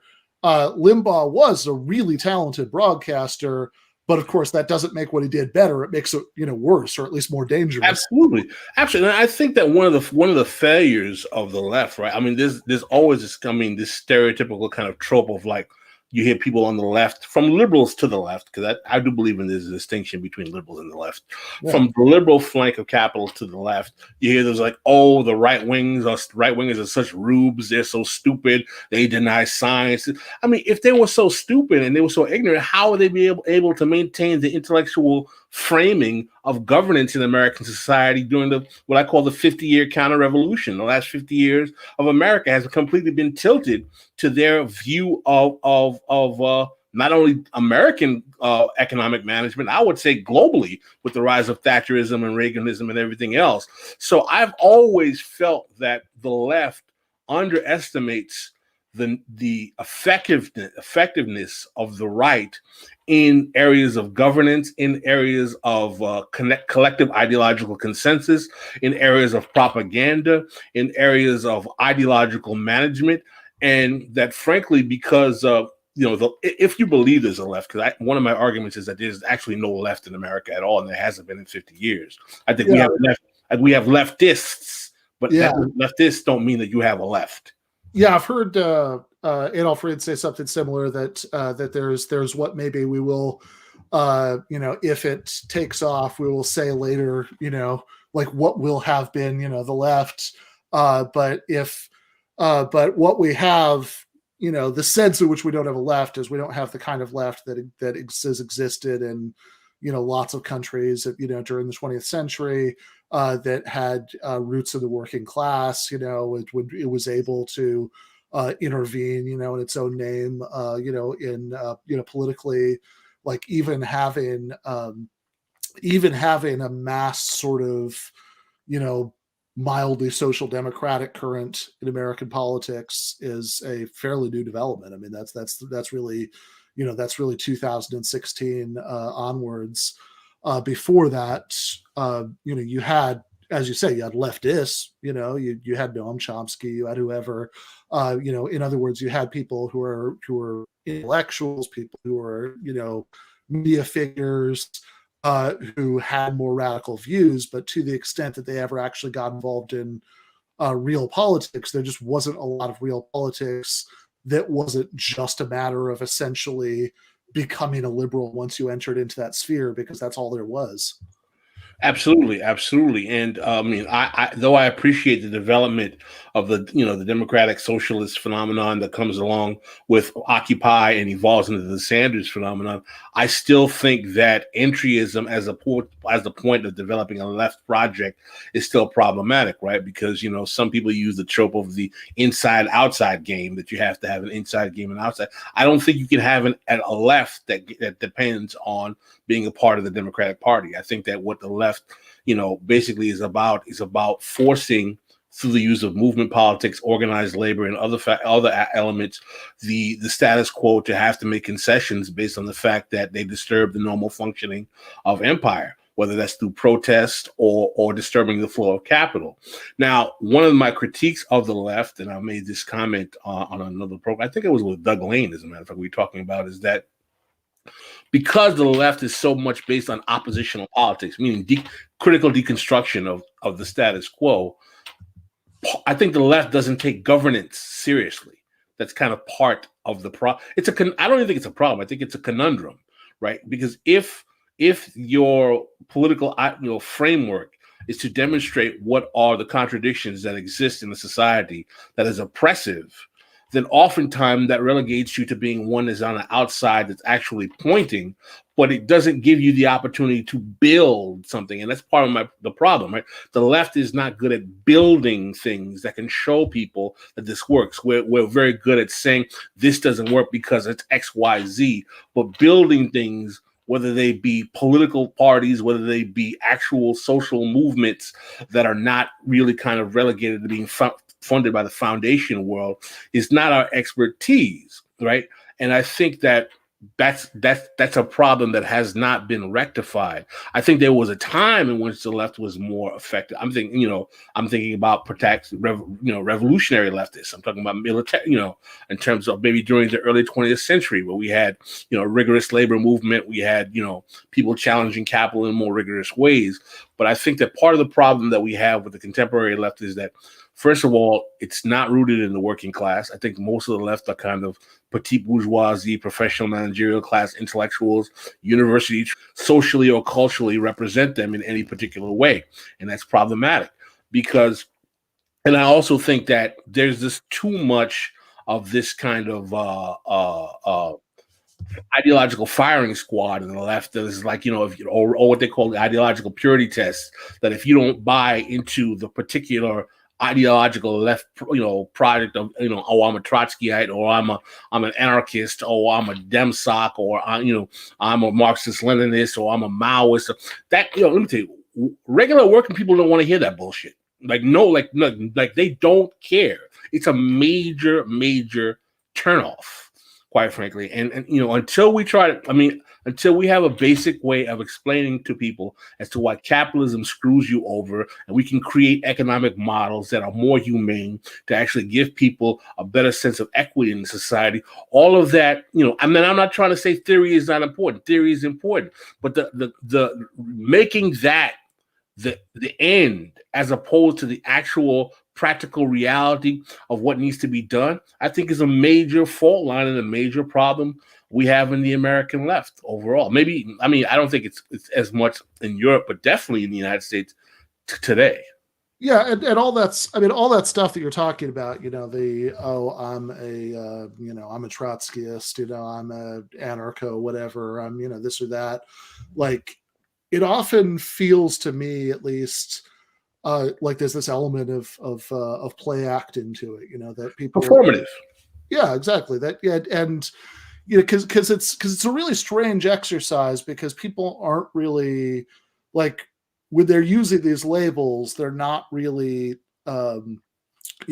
oriented themselves towards some position on some controversy that's going on right now. They're not really talking about, here's what we should do in the United States, like that issue that you were talking about earlier, like to what extent can electoral efforts within the Democratic Party be something that that the left can strategically benefit from? To what extent do we have to focus on the labor movement, or like the Mike Davis thing? We can't lose the streets. Like those are things that are positions on things happening in the class struggle in the real world right now. Whereas a lot of the rest of this stuff kind of feels like people. It's like reenactment, people saying like who they would have sided with in some faction fight in, I don't know, like the Bolshevik Party of the 1920s or something like that.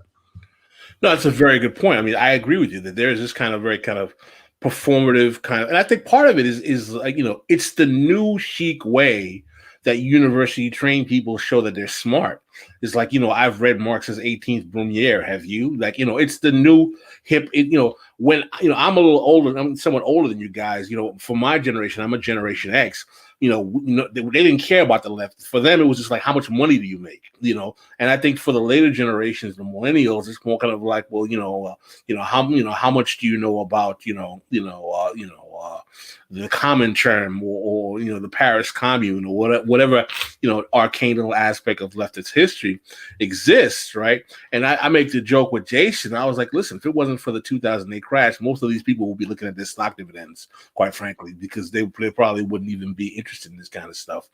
But at the same time, not to be overly pessimistic and negative, as someone I was born in 1968, and I had to date myself.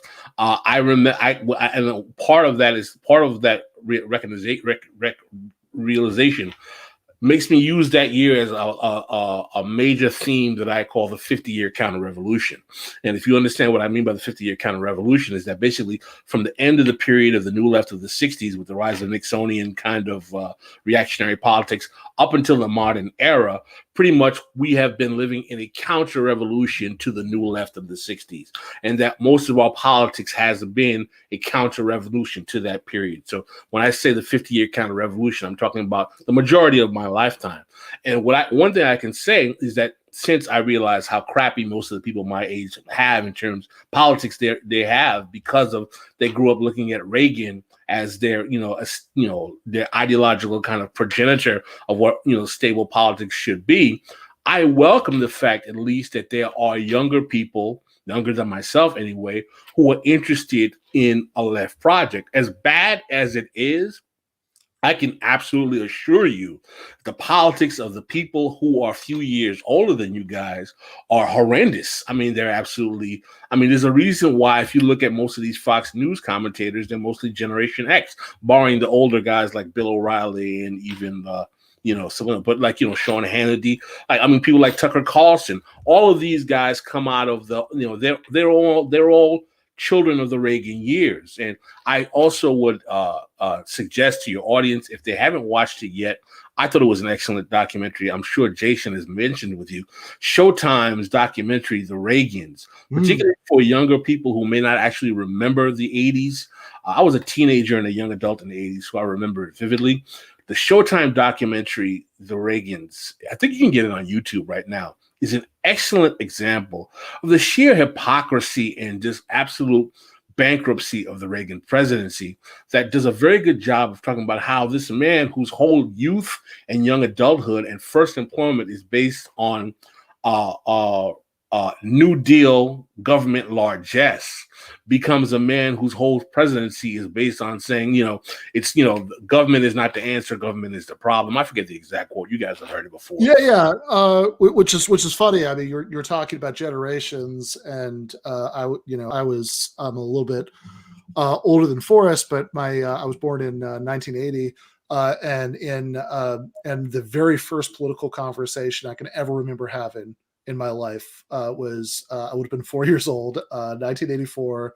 And so I remember it would have been the morning after the 1984 election, because I remember going downstairs and I must have understood that there was something called an election that had just happened and somebody won, somebody lost. I remember going downstairs, seeing my dad read the newspaper at the table and saying, "Oh, who won?" And I just remember him curling his lip with this just look of utter disgust and contempt and saying, "Reagan." So yeah, I mean, it's not. Well, let me tell you, that would mean that your dad had some type of left inclination or liberal inclination. But I'll tell you right now, in 1984, Ronald Reagan won every single state in the United States except for Minnesota, which is the state that Mondale came from. I mean, I don't think people realize. First of all, I will say something, and the creator of that Reagan documentary actually admitted that in an article in the New York Times, that but for the rise of Donald Trump, that Reagan documentary would not have been made. Right. And I told that to a friend of mine who was a contemporary of my age, and I told him, I said, the only reason this documentary is made is because of Trump. And he said, why? I said, because this documentary is about delegitimizing the right-wing project in the face of the horror of the Trump presidency. And I said, why do you think that? I said, listen, there is no way the right flank of Capitol would have allowed a documentary that desecrates Ronald Reagan to have been even remotely been aired in the society. Reagan is so functional, so fundamentally important to the right-wing project, because we have to understand something.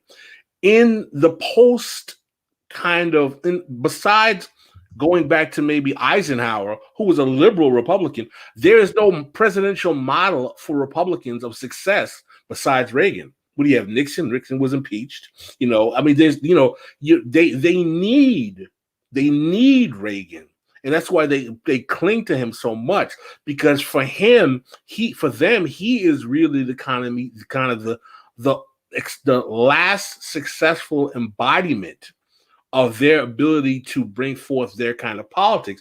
And quite frankly, it changed the whole political trajectory of not only the United States, but the world. Thatcherism comes about as well. You have, I mean, what's the favorite quote, the famous quote from Margaret Thatcher? My greatest achievement as is Tony Blair, was Tony Blair. Yeah. You know? Yeah, because it's not about who you as a politician, how you change your own party. It's the shape that you leave the other party in. Right. And certainly there's a parallel in the United States with Reagan. I mean, like when Reagan died in 2004, that was during the 2004 election, the Democratic candidate was John Kerry. And if you go back and look at what John Kerry was saying about Ronald Reagan when Reagan had just died, I mean, it was like worshipful. You'd think that, Oh, man.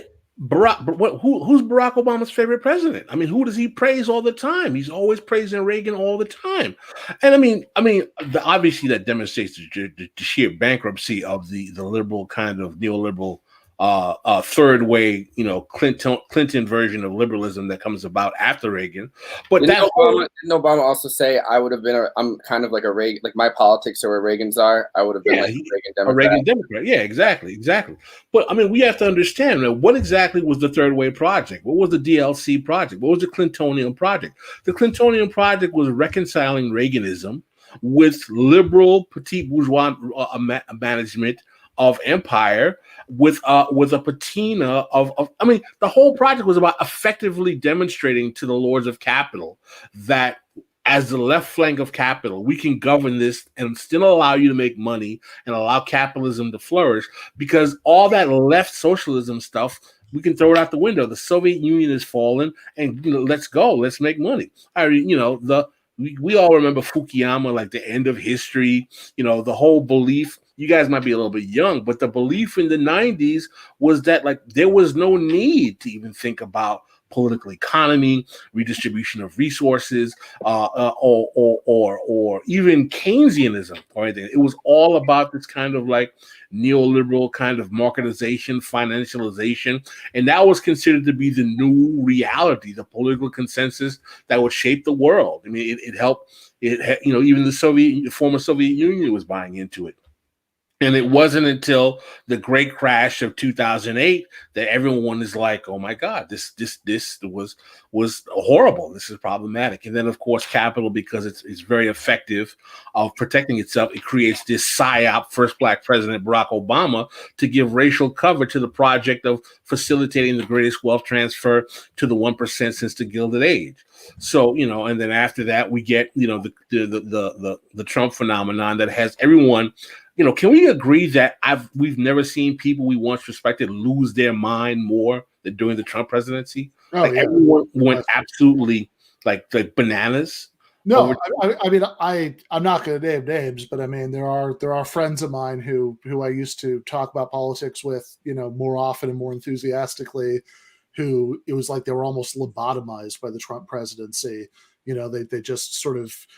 They went from being people who had, who seemed like, okay, maybe they were liberals in some ways, but, they had some sense of what was wrong, with a lot of mainstream liberalism, to just sounding like, Rachel Maddow clones, because, Trump was such a evil clown. He just had that effect on a lot of people. I mean, he was a loathsome president.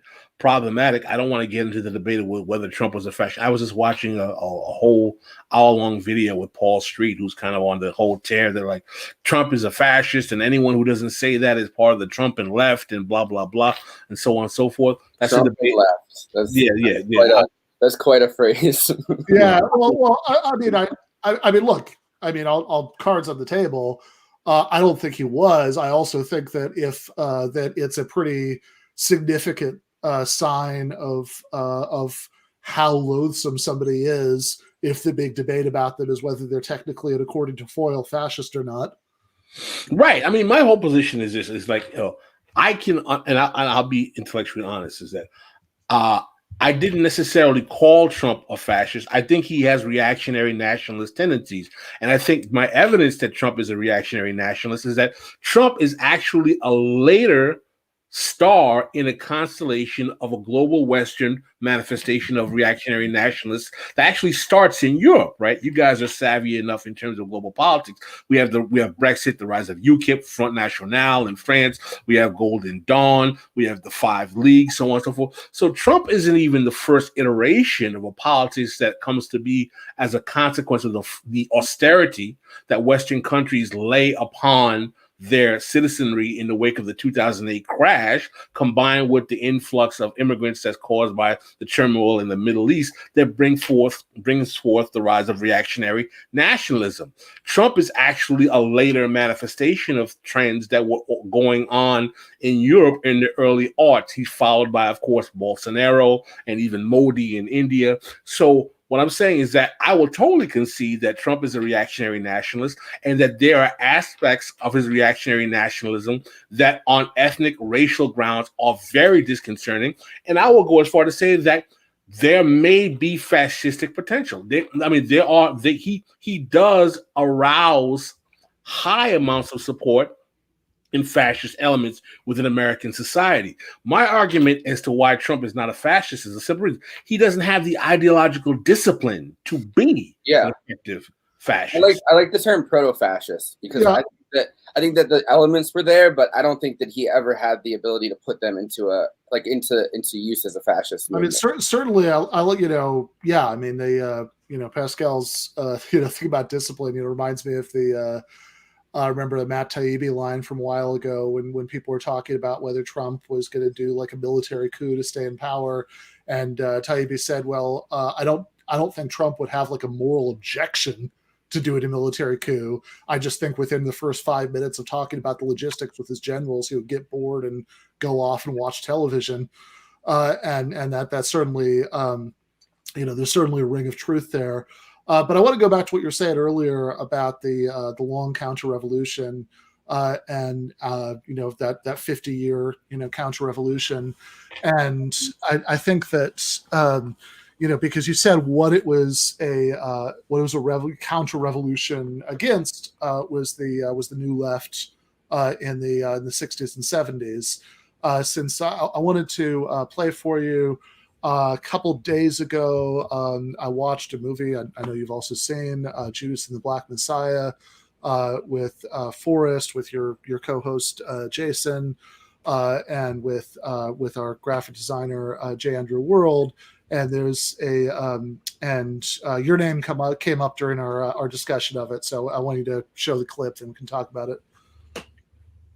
So going further, I guess, with my through line into the two things, they kind of set Fred Hampton up, and they never really decide on what he is, but there's like a liberal conception of the Black Panthers in general, which is like either really skilled community organizers doing things like building hospitals and kind of making feeding people breakfast, or like not Kill Whitey. Yeah, like either that or like gun-toting street guerrilla, and it never quite reconciles those two visions. Well, okay, but I mean, devil's advocate, like some of that's because of the contradictions in the actual original group, right? I mean, they, I think to some extent, I mean, not that I wouldn't say liberal community organizers, but I mean, like they actually did do all of those things. Mm-hmm. I'm not saying any of it's wrong. I'm just saying they seem to lean really far in one direction with like shots of the Panthers marching in formation, like what I mean, like kind of almost like ominous shots. Or he's like I gotta feed everybody and give them breakfast, and it's kind of like these things are. I'm not saying that they're both true, like. But it's a Hollywood film, though, right? We have to keep in mind. But Pascal calls it the Great Awakening, right? He was talking about the Great Awakening, and there's been like this back and forth he's been having with Adolf Reed. Not an argument at all, just a conversation. You said Adolf for a second, and I was like, "Whoa!" Like, no, not Adolf, but Adolf Reed. And we all, Teray and Cedric and I all have this thing about the Great Awakening, and I think this movie kind of sits in a certain lane in the Great Awakening as we come off an era, a COVID era of George Floyd protests, and as I'm going to keep quoting Brother Pascal, is Black politics the politics of containment? And we kind of point to this movie and go, yeah, kind of, sorta. because go ahead. No, I was just going to ask if you wanted to explicate that a little bit, what that means. Black politics is the politics of control. I mean, it's kind of been a question we've been asking for the last few weeks on the show, and even in our own personal conversations. That some of these figures that come out, and even movies like this. The first thing Pascal said to me after we watched it, he goes, "Does this movie make you want to start an organization like the Black Panthers?" I was like, "No, not at all." It doesn't make me want to do anything revolutionary. It doesn't make me want to go pick up the Communist Manifesto. It doesn't make me want to try to find out who Marx or Lenin is. It doesn't make me want to do any of that. Does it make you want to vote? No, you know what it makes me want to do? It makes me want to buy a t-shirt that has some ill-ass slogan on it. And it makes me want to be mad at the police. Because that's ultimately what a lot of these politics are about when we talk about BLM. I'm mad at the police, but I don't really know what I want to do about it. And I'm going to have a slogan like defund the police that sounds good, but what is it really about? And I'm not saying I want more cops. I'm not saying I want police officers to always show up at mental health episodes, but from someone that actually worked in an environment with several mental health episodes and had to deal with the police or not deal with the police. Defund the police doesn't understand that if you're not trying to change people's material conditions, what are you really going to have once you defund the police? Right. Yeah. Here we are in Oakland, California, where there was a big push, or here I am, Oakland, have a big push to defund the police. And some of the people that were behind the movement are like, well, please don't fire any cops because crime is up and these motherfuckers is shooting. So when you're not trying to change people's material conditions, when you're not trying to change the way society truly looks at things like poverty, mental health, then you can defund all you want, but you're going to have a series of other new problems that you're not looking at. Like, okay, where do these counselors come from? Right. A private company? Is there any government oversight? Have you guys spent 5 fucking minutes inside of a facility that's some sort of nonprofit that hires people? In the great words of Donald Trump, you're not getting their best. Wow, I'm impressed that Jason that brother's eloquent, man. Wow. Yeah, that was a really good discussion. It's been great having Jason on the show. But does he have a podcast or something that? Yeah, I happen to work with that guy. You know. Yeah, fair enough. So I guess I should have set this up a little bit more before we watch this. So for anybody, you could see previous episode. It all blurs together like a week ago. I want to say where we talked a little bit more about, or 2 weeks ago. But anyway, we talked a little bit about this stuff then. But just to quickly recap, right, for anybody who's watching this who's not familiar with some of this history and who hasn't seen this movie yet. So Judas and the Black Messiah is about Fred Hampton, this Black Panther leader in Chicago, who was assassinated by the FBI and the cops, and in a really bad way. Like he was, asleep in bed, and crucially, that one of the things that he was doing to raise the ire of the authorities was organizing this rainbow coalition between the Black Panthers, this Puerto Rican group, the Young Lords, and this white radical group, the Young Patriots.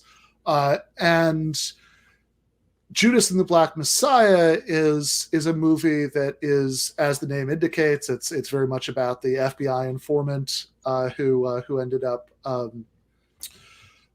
who helped them kill him, essentially. He's the Judas figure in this equation, and in a lot of ways, it's, as Jason was saying, it's a Hollywood movie. It's has a lot of the rhythms of a Hollywood gangster movie.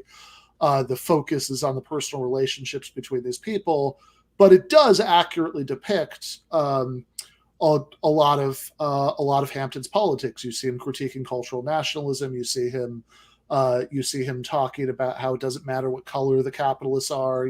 They're all exploiting us. We need to unite against them. Those things are all there. They're just not the focus of the movie.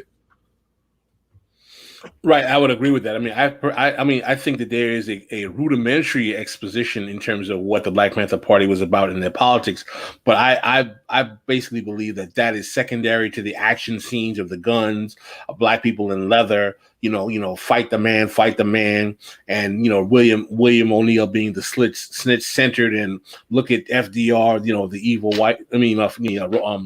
Hoover, the evil white man. I think that it kind of turns into a certain kind of caricature of an organization. And my editor at Black Agenda Report, Bruce Dixon, was a member of the Chicago Black Panther Party that actually had a much more kind of important. You don't really get a sense and understand that they were a Marxist-Leninist organization that challenged capitalism. Yes, you get a kind of a patina of that, but it was a very strong part of what their politics. They were revolutionary nationalists. They used guns as self-defense against the police, and they were very influenced by the eventual evolution of Malcolm X to evolving into a revolutionary socialist kind of political formation. And they also formed allies with much of the white radical left that existed at that time. But one of the things of the film that I found very problematic, it didn't demonstrate how the war in Vietnam was a very instrumental part of why they were important, how much they challenged American imperialism, particularly around Vietnam at their era. The gender, how they had relatively progressive gender politics is actually kind of demonstrated in that they had women in positions of hierarchy. But it was definitely what the American ruling class probably viewed as the most problematic manifestation of Black left politics during the 60s. I think part of the problem that is actually the case, and you even see this with members of the Black community as well, is that the narrative of good civil rights movement, bad civil rights movement is very common, in that the traditional kind of nonviolent MLK, march and protest, Selma, Alabama, Selma, Birmingham, Montgomery, was the good part of the civil rights movement. And then when you get to Black Power and the Black Panther Party, that was the bad part. And even Clinton in the eulogy of Georgia Senator John Lewis was like, see, we almost lost it when Stokely Carmichael came around, but thanks to John Lewis, we were able to keep it under control. So even Clinton, as kind of horrific as a figure that he was, is trying to play this kind of good civil rights movement, bad civil rights narrative by saying that, when Stokely came around with that Black Power stuff, the movement kind of got out of control, And there are ways to criticize Black Power as well. I mean, I have a kind of left class-based criticism of Black Power, but ultimately for Bill Clinton, who has always been a kind of like, a horrible figure in terms of some of his policies vis-a-vis Black Americans, from mass incarceration to, a variety of others. You're talking about how he feels he has the luxury to chastise Black people about their own movement history. It was like, y'all messed up when you did that, see? And I was like, you got some really serious nerve. I mean, Stokely Kwame Ture, who was known as Stokely Carmichael, was an avid revolutionary socialist, Pan-Africanist, who had very, very sharp and critical analysis of American imperialism, American racism, was dedicated member of SNCC, organized several marches and several voting registration campaigns to get people mobilized, and tried to work in the tradition of the quote-unquote nonviolent civil rights movement. And when Black people throughout the country, particularly in the Northeast, were getting their heads beaten by cops, and the material benefits of that movement were starting to atrophy, and you see the urban rebellions develop, I actually argue that the Black Panther Party is a reflection of the political crisis that was happening in terms of what was going on in the urban areas in terms of Black America. Let's not forget that the rebellions actually start in 63, metastasize and continue to grow, going on to 66. From 67 to 71, you have over 300 urban rebellions all over the country. So for me, the Black Panther Party is actually a reflection of how the limits of the policy of the civil rights movement were not adequately being streamed into the urban areas, and that Black people were reacting particularly to the presence of an occupying force, which were the police, and they were actually reacting to that politics on the ground. And that kind of history is not something you're going to get in a 2-hour Hollywood production. The context of how these things come about. And, there is, to get to Jason talking about how this film fits into the Great Awakening, which is a quote that Adolph Reed uses, as a matter of fact, to talk about how racial, quote unquote, racial grievance discourse is being supported by the ruling class and by capital in America today. You have all of this funneling of resources to Black Lives Matter. You have Jamie Dimon talking about the racial wealth gap and taking a knee. You have all of these pop cultural productions being financed on Netflix and all this other stuff. So we see that the liberal establishment is financially buttressing all of this kind of racial grievance discourse, and you would think that what was coming to some kind of great racial awakening. Some people talking about the third Reconstruction, and I'm actually, I actually think it's a very cynical ploy on the part of the ruling class to encapsulate a Black kind of political thought for a two-part narrative. One part of it was to delegitimate the Trump presidency and the reactionary nationalism that he represented on a kind of racial grounds, what it effectively did with the 2020 election. And two, in a more cynical fashion, to delegitimize the class-based agenda of the new developing kind of left liberal social democratic call for class-wide, federal jobs guarantee, Medicare for all, and put a racial grievance at particular things like racial wealth gap, reparations on the front burner, because capital realizes that it can always manipulate the amount of resource allocation to Black politics by catering to the Black professional managerial class or the Black political class, which was always going to be the arbiter of the way in which Black politics comes about. So when you ask what it means to say Black politics is a politics of containment, or Black politics is a class politics that doesn't reflect the class of the majority of Black people, it's a politics of containment in that it creates the notion of a unified otherization of Black people who are contained in this kind of unitary force that is having their politics negotiated for them by an elite amongst them that is actually what in international politics would be a comprador class. They actually work at the behest of the ruling class in exchange for patronage, position, and economic and socioeconomic comfort, while actually not legitimately affecting policy that works to the benefit of the majority of Black and brown people who are working class or poor. So that's what we're saying, that Black politics is a captured politics, or politics of containment, that it's a brokerage politics. And that you have no one else has a leadership class. No one has. Who's the Black leader who's the Mexican leader? Who's the Jewish leader? Who's the Italian leader? There's always about, every urban regime, we got to get the Black leader of the day. Who's the Jewish American version of Al Sharpton? It doesn't exist. It's never existed. And this is a particular type of very, very noxious leadership paradigm that goes back into the 19th century, going back to Booker T. Washington, that has plagued Black America. And sadly, because of this fallacy of racial kinship politics, where this notion that we all in this together against a man, you don't talk bad about a Black man, very few Black people are willing to expose, because they feel that We are in this ontological kind of Star Wars death battle against Whitey that makes us unable to expose those amongst ourselves that are selling us out. So it's kind of a conundrum that creates this kind of illusion of collective interest that works at the behest of the ruling class, getting people to do, say, ooh, chucks and pearls when they see Kamala Harris, or, shout out to Obama for decimating 50% of black wealth under this illusion of kind of, racial entryism into the ruling class, when those people are compradors themselves who work at the behest of the corporate elite and really don't give a damn about poor and working class black people. So when we say it's a containment, it basically is based on that kind of illusion of unitary interest that really works for racial management.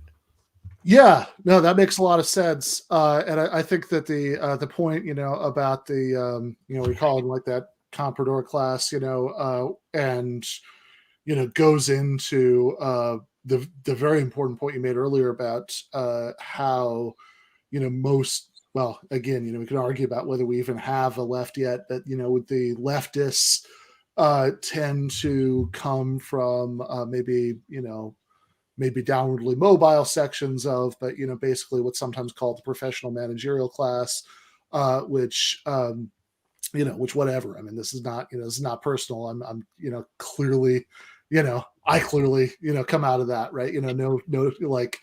But the problem is, I think if you want to make yourself useful, you kind of have to, it's almost like the Anton Chekhov thing about, squeezing out the surf inside yourself, sort of have to squeeze out the... Emil Capra called it class suicide. You must be willing to commit class suicide to be able to advocate for, the masses, is if you come from that class. Now, listen, I mean, my position is that someone who comes from the middle class can't be an advocate for transformative social change.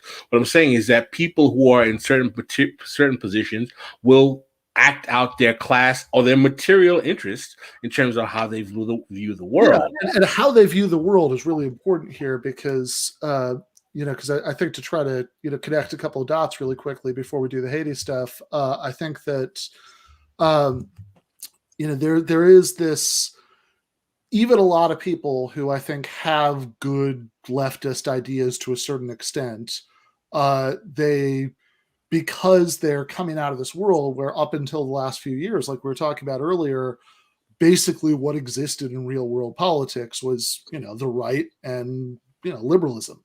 That was it. And so, and in particular, the kind of liberalism that we have now is one that is entirely defined by sort of filtered through the preoccupations, the interests, the concerns of the professional managerial class. So what racial justice means from that perspective is having a more internally diverse ruling class. Because it's if you're defining your politics in terms of people who are centrally see the world and see social injustice as anything that blocks educational and career striving, then you that's what you see, racial justice or gender justice or other things as is making it easier for the so-called cream of the crop, in each group to rise to the top, which definitionally leaves most people exactly where they are. Right. Absolutely. No, I agree with you, is that it becomes about democratization of the elites as opposed to redistribution of power and wealth and access to capital and quality of life. All right. Before Pascal goes, let's show him some of the Haiti clips and talk about that a little bit. All right. So this is a clip that I was listening to the interview that you guys did on Haiti the other day, and Jason played this. So I wanted to start off with it. It's the Biden in 1994 one. If Haiti just quietly sunk into the Caribbean or rose up 300 feet, it wouldn't matter a whole lot in terms of our. Yeah, Biden saying if Haiti sunk into the ground 300 feet or rose up, it wouldn't matter. You know, it's amazing how, you know, tell that to the Clinton Global Relief Foundation, tell that to Bill and Hillary Clinton, how unimportant Haiti was and why exactly did they spend so much of their capital, energy, and personal resources on Haiti. That perfectly cues up this one. Enterprise, and so many people know it. It's a criminal enterprise. Saudi Arabia giving $25 million, Qatar, all of these countries. You talk about women and women's rights. So these are people that push gays off buildings. These are people that kill women and treat women horribly, and yet you take their money. So I'd like to ask you right now, why don't you give back the money that you've taken from certain countries that treat certain groups of people so horribly? Why don't you give back the money? I think it would be a great gesture. Well, because she takes a tremendous amount of money, and you take a look at the people of Haiti. I was in little Haiti the other day in Florida, and I want to tell you, they hate the Clintons because what's happened in Haiti with the Clinton Foundation is a disgrace. And you know it, and they know it, and everybody knows Secretary it. Well, Clinton. Very quickly, we at the Clinton Foundation spend 9. I don't think her response is important. I just wanted to play the part of Well, let me tell you right now, Trump is correct. There are large segments of the Haitian community who violently, not want to say violently, but who heavily despise the Clintons because of their role. I mean, let's make this clear.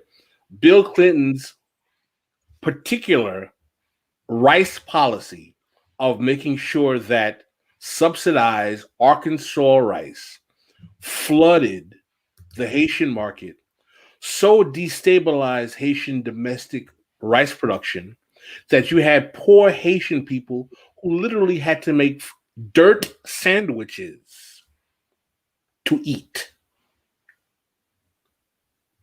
That's a fact. Okay. Subsequently, he apologized in front of the congressional committee. I have to take responsibility for that. I mean, do you take responsibility for the structural readjustment packages that you made President Aristide sign onto in 1995 when you brought him back to office, that completely sold off the state assets of the Haitian government, like Teleco, in other words, to some of your own Clinton acolytes? Do you take credit? Do you take responsibility for that? Does Hillary Clinton take responsibility for the fact that her brother was sitting on an over $20 billion worth gold mine in which he was a proprietor of, in which he was able to make contracts and extract resources from? Okay. I was not a Clinton supporter because I said publicly, I will not support the Clintons because they have been using Haiti as their personal ATM machine for too long. Yeah. So do you want to go into just a little bit in case some people might be watching this or listen to it later who aren't familiar with that history, particularly the part about the foundation? Well, I mean, the foundation was, the Clinton Global Relief Foundation was not set up exclusively for Haiti, but it was set up as a kind of, global NGO that helped, in a liberal frame, a crisis management of hotspots in the world, in which capital will be funneled by international elites under the guise of kind of helping humanity, stopping the poor from starving, et cetera, so on and so forth.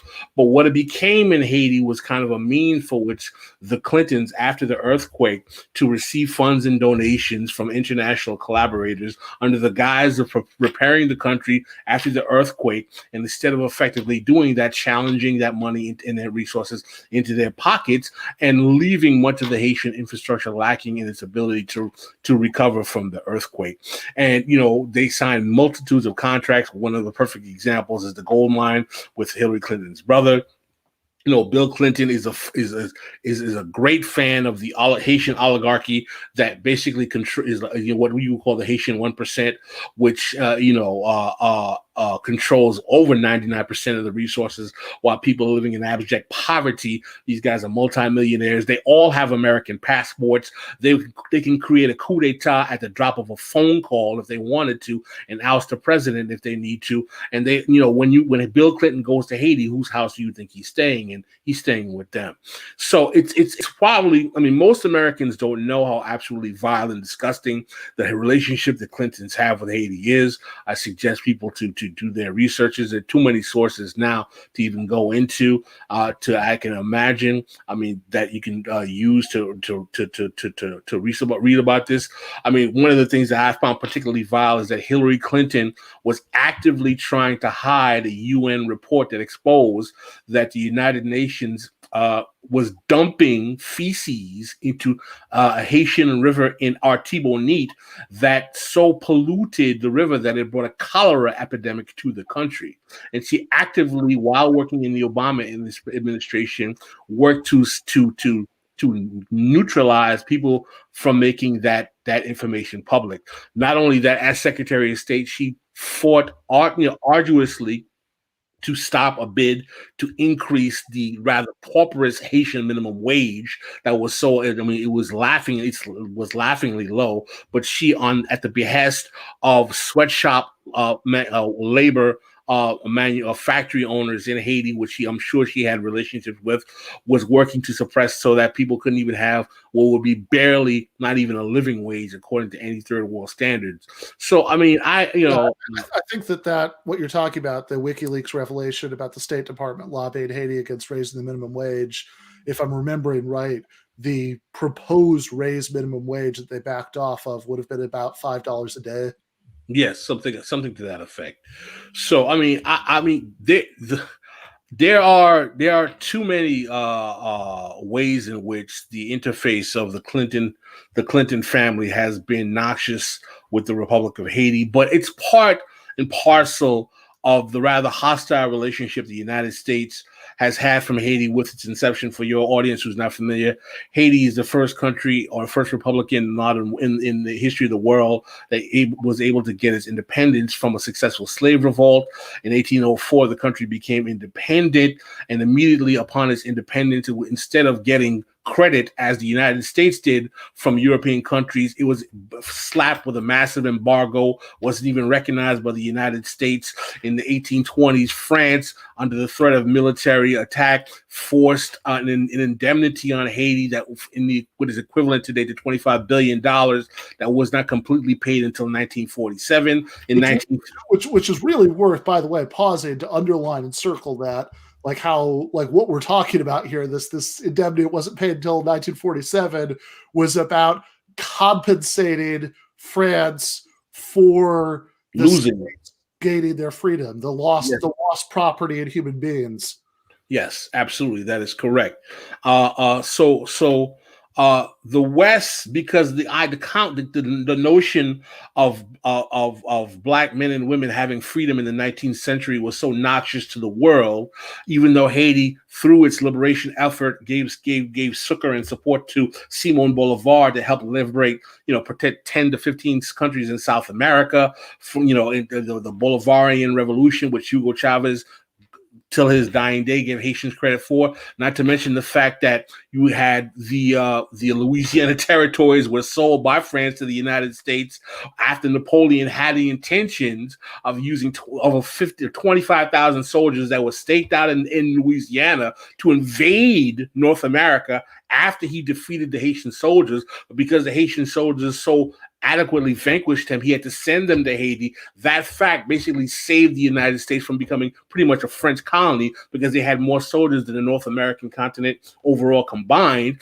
And what Napoleon did in order to cover his losses is that he sold all the Louisiana territories, which doubled the size of the United States, helped make America the empire that it is, the breadbasket of America it is, and sold that land to the United States for something like 8 cents an acre, all under Jefferson, who Jefferson then thanked Haiti by giving them an embargo under the first leader of the Republic, which was Jean-Jacques Dessalines.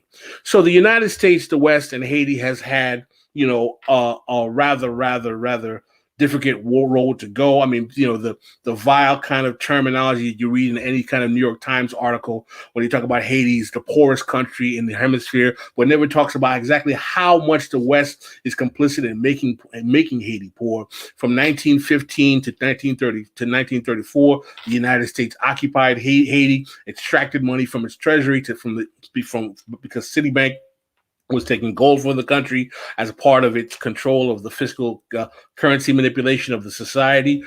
Some would argue, and I would say that Haiti hasn't had full sovereignty since the U.S. occupation, because every Haitian president that's been in power since that occupation pretty much go through the State Department, including the noxious dictator Francois Duvalier, who was pretty much a Cold War asset of the United States and was used to make sure that communism didn't become popular in the country.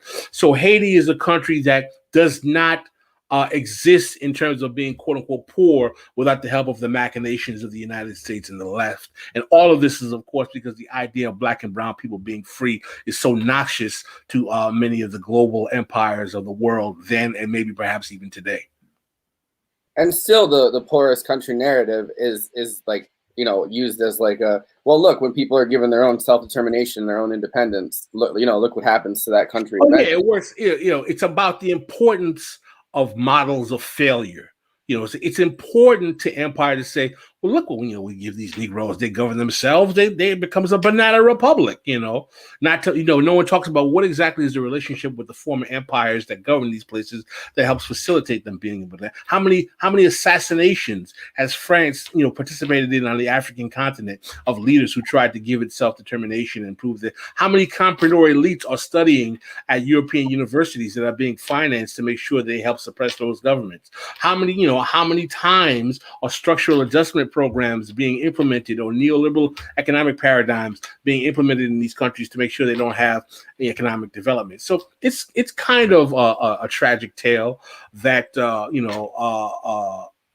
demands much more awareness. And I'm really glad you guys asked about this, because I like to give the opportunity to the burgeoning left in America to develop a more kind of global South analysis of the way in which American and Western empire influenced these countries, and let them know that, I believe that if we're going to be socialists and leftists, we have to make this part of our critique and analysis of how American capitalism and international finance capitalism works to be effective, socialists and leftists. That's part of our tradition. I don't think we should run away from it under the guise of saying, we just hope we're going to get a new deal and everything will be okay and we won't criticize American empire. Sanders supporters, but I'm not casting aspersions. I'm just saying that I applaud you guys for allowing to even broaching the question about Haiti on your program. Yeah, I mean, look, I think I'll cards on the table, was and would be again, very enthusiastic, Bernie Sanders supporter, but that doesn't mean that there aren't limits to that project that you can criticize and push, and I think certainly the question of anti-imperialism is one of them. That there are which is a much harder question than a domestic policy question, because you can kind of make gains in domestic policy, on the ground in Congress and the Senate, and it's like a kind of, it's like a one, like these are much bigger like things that we don't feel like we have necessarily control over, because the military and foreign policy state is kind of so insular. I think that we should talk about it, but it is like it's like when a lot of younger leftists, especially, kind of focus on the domestic, I think that's a big reason. Yeah, well, and I think it feels more imaginable, maybe in some ways, that that you could have some kind of level of return of New Deal politics, then that you could have alternatives to the U.S. dominated global order. That I mean, it's hard to get a lot of people to even imagine the first thing, but like the second thing, especially. And I think actually on the subject of Sanders, I think if you look at how mild his dissents for the foreign policy consensus were, and how big a deal those extremely mild dissents were, that tells you something about the terrain.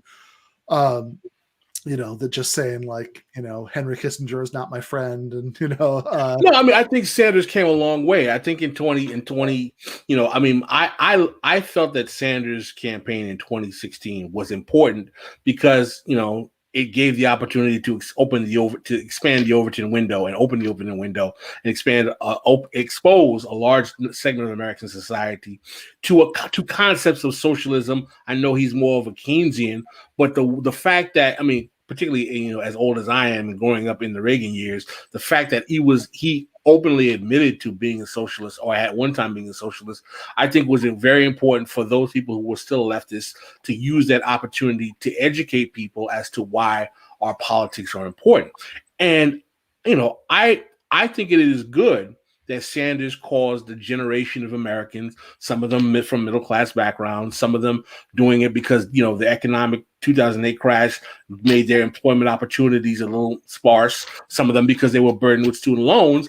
It made them analyze the problems with American capitalism. That hasn't happened in 50 years. I also think that the American ruling class found that to be a profound threat, and I think that it's still a part of its project to neutralize that politics and that movement. And I think Joe Biden is actually president because that is part and parcel part of his project, is to neutralize that politics and neutralize that movement. I was just saddened that the liberal elite chattering class, particularly certain black members of the liberal elite chattering class, were very effective in the canard of painting left politics as a white thing and causing many people who tended to be black liberals to say, why are y'all dealing with that Bernie thing? Bernie's a socialist, or he doesn't care about reparations, or even the most comical is like, compared to Hillary Clinton, Bernie's a racist. Compared to the mother of mass incarceration, Bernie Sanders is a racist, a guy who marched with Martin Luther King. I mean, give me a break. If we want to use the term, quote unquote, white supremacy, who has been more effective in maintaining the hegemony of white supremacy in terms of global power, the Clintons or Bernie Sanders? I mean, if we want to use that term, I mean, give me, it's absolutely absurd. So I was not, some of my comrades on the black left were a little bit more circumspect about Bernie. And I think that was a mistaken opportunity. Even I didn't sign on to Bernie because of the imperialism question.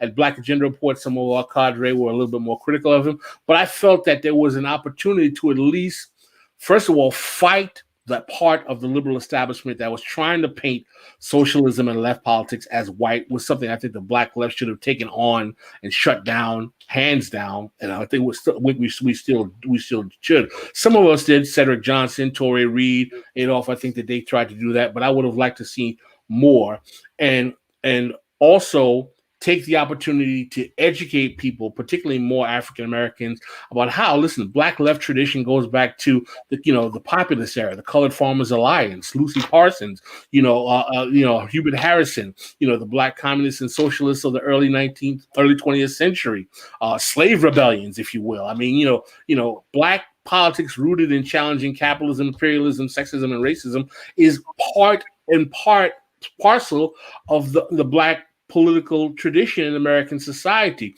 And the fact that we had people like Joy-Ann Reid and, what's his name, Jason Johnson, the political scientist, Ta-Nehisi Coates, who were sadly effective in painting that politics as a white phenomenon, is part of the reason, quite frankly, why Jason and I do what we do.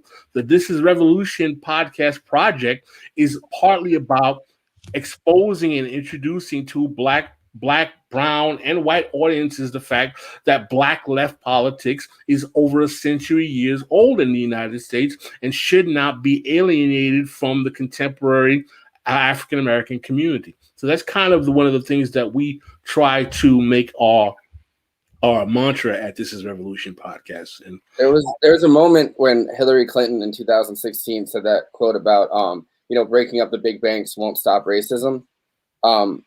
What that should have that could have been a very an incredibly inspiring moment for leftists to point out that that the financialization of our entire society and the world really has completely crippled black and brown communities.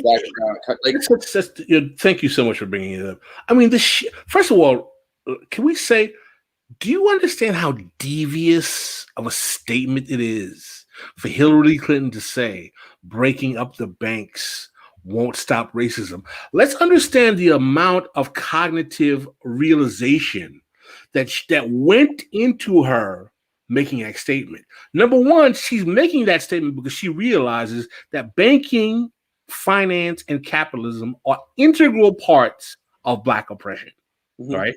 So she's not saying it because it's true. She's saying it because she knows it's not true.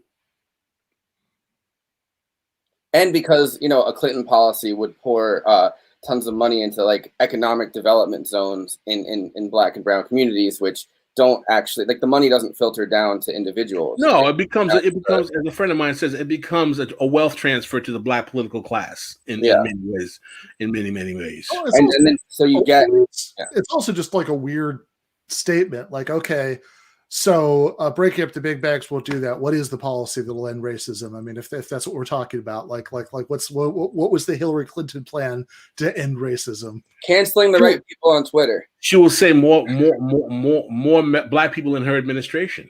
That's exactly what she would respond. More diversity of the ruling class. Which is now what Biden kind of is. Absolutely. Yeah. It's just a friend of mine said we had a guest today on This is Revolution podcast. She called it intersectional imperialism. Yeah, fair enough. Pascal, if you could stick around for 10 more minutes, do you want to? We've got one more Haiti clip. Sure. All right, great. But yeah, this is the more. Yeah, sorry. Can you hear this? Yes. Have clashed with protest. No, I can't. The resignation of President Jovenel Moïse. The rally. Sorry, I'm still kind of getting used to quickly pulling up clips.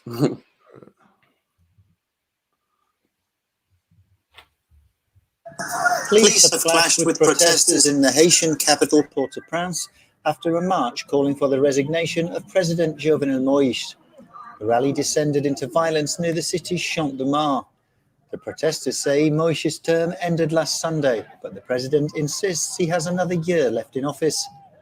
On Tuesday, Moïse attempted to force out 3 judges who were proposed as potential interim national leaders to replace him. They included interim opposition leader Joseph Messin Jean-Louis. Moïse has been ruling by decree for a year because there's no parliament right now. Legislative elections due in 2018 were delayed.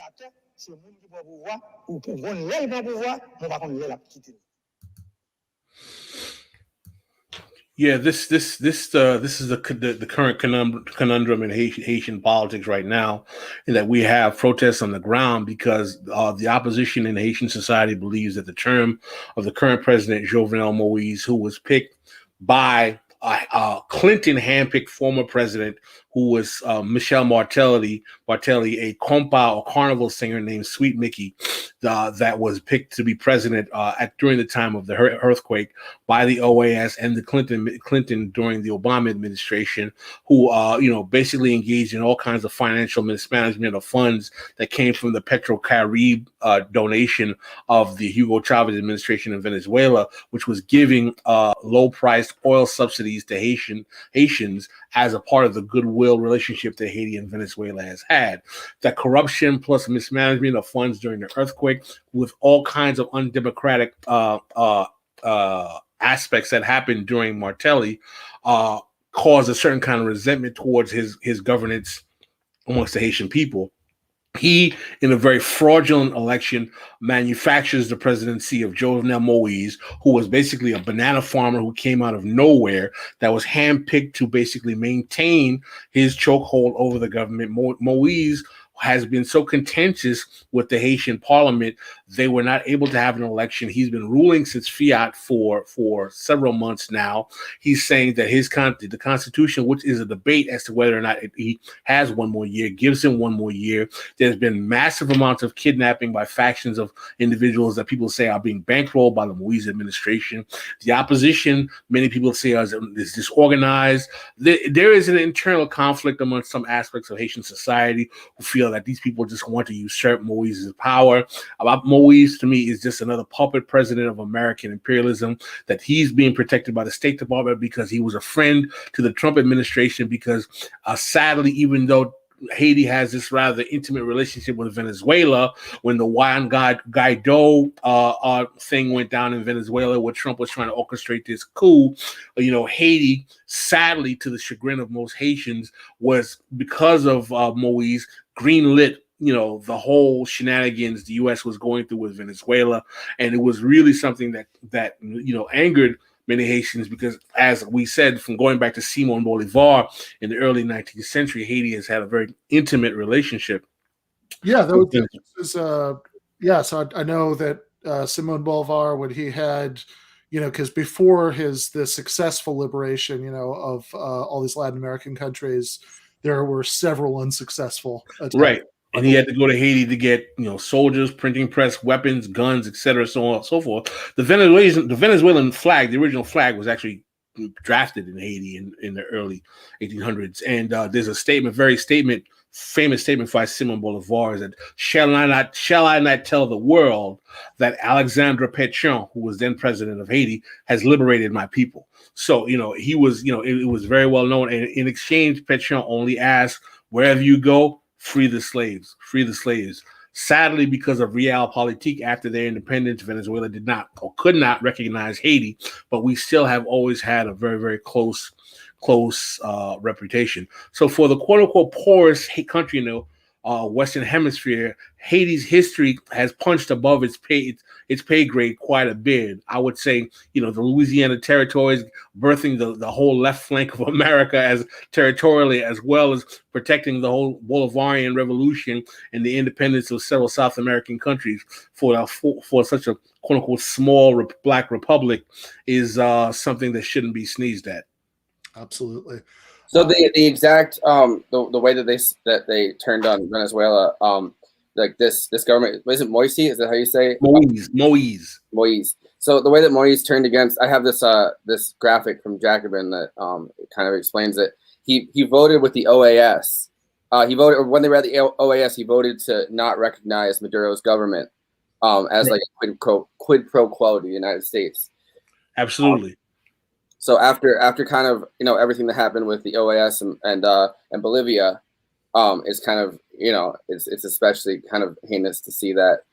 Right. So I mean, this goes back to my larger point, and and I'll say many Haitians will be offended. I don't believe that Haiti is a country that's had sovereignty since the U.S. occupation from 1915 to 1934, because every Haitian president pretty much comes out of the State Department, and the one that was believed to be democratically elected that the U.S. did not support got 2 coups d'etats and a structural readjustment package, which was Aristide. And a lot of people may have their criticism. He was literally taken out of the country by U.S. Marines in 2004.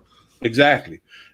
So Haiti has a very tortured history with the West and with the United States, and there are many Haitians who will engage in the kind of internal, as Frantz Fanon said, the oppressed will always hate themselves. Who will like, they irresponsible and mismanagement, but there's no interrogation of the forces of geopolitical power in which empire comes to bear that has a role in shaping the internal circumstances. I mean, when you say from the beginning, when the United States had its revolutionary, got its independence, the Dutch were giving lines of credit to the U.S. as a country. When Haiti got its independence in 1804, it got slapped with an embargo and wasn't even recognized by most of the world in the West. So when you start from there, making this whole ridiculous notion, was like, the Haitians need to be responsible for what? The language in itself is offensive and comical. And this is something that not particularly exclusive to Haiti. We can go throughout the global South and find the way in which Western and American empire have been so noxious in their role in the developing and third world countries. And you will hear people from Obama to Clinton to the World Bank say, they have to be responsible. It's like, there's so much corruption and this and that. I would love to hear the Clintons talking about corruption as a problem in Haiti. Really? Give me a break. Where's the gold money that your brother was taking, Hillary? Yeah, no, I mean, I think yes, I think that the Clintons talking about corruption anywhere is is pretty rich, and particularly when they're particularly talking about Haiti, given all the history that you went through before. I mean, that's just that's just especially obscene. I have I just finished reading research for a project I'm working on, Christopher Hitchens' book from when Hitchens was still a leftist, about the Clintons, No One Left to Lie To. Yes. Which is a like that book is just like it's just like a little bomb that's Clinton. I mean, Hitchens hated what caused Hitchens to go that way with the Clintons, right? You know what was the marking event? You know what it was? What's that? It was the execution of Ricky Ray Rector. Right.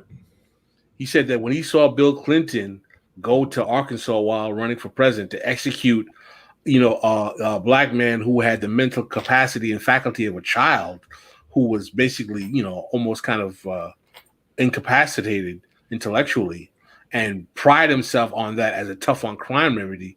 He was like, this guy's a problem. No, it's monstrous. I mean, he talks about that in the book, that Rector, was so, at the time he was assassinated, he was so incapacitated that he thought that that the people, searching for a vein, for the lethal injection, were doctors who were trying to help him. And there's like a really harrowing passage about that in the book, about how, for a lot of people from these circumstances, prison was the only time, they could get, medical attention. Didn't he ask, oh, what's for dinner later, or something like that? Supposedly Rector put aside some of his Last Supper, for later, since he just had no idea, what was happening to him. I mean, it was essentially, killing somebody who had mental life at that stage of like a small child, as this grotesque tough on crime gesture, which we went through a few weeks ago.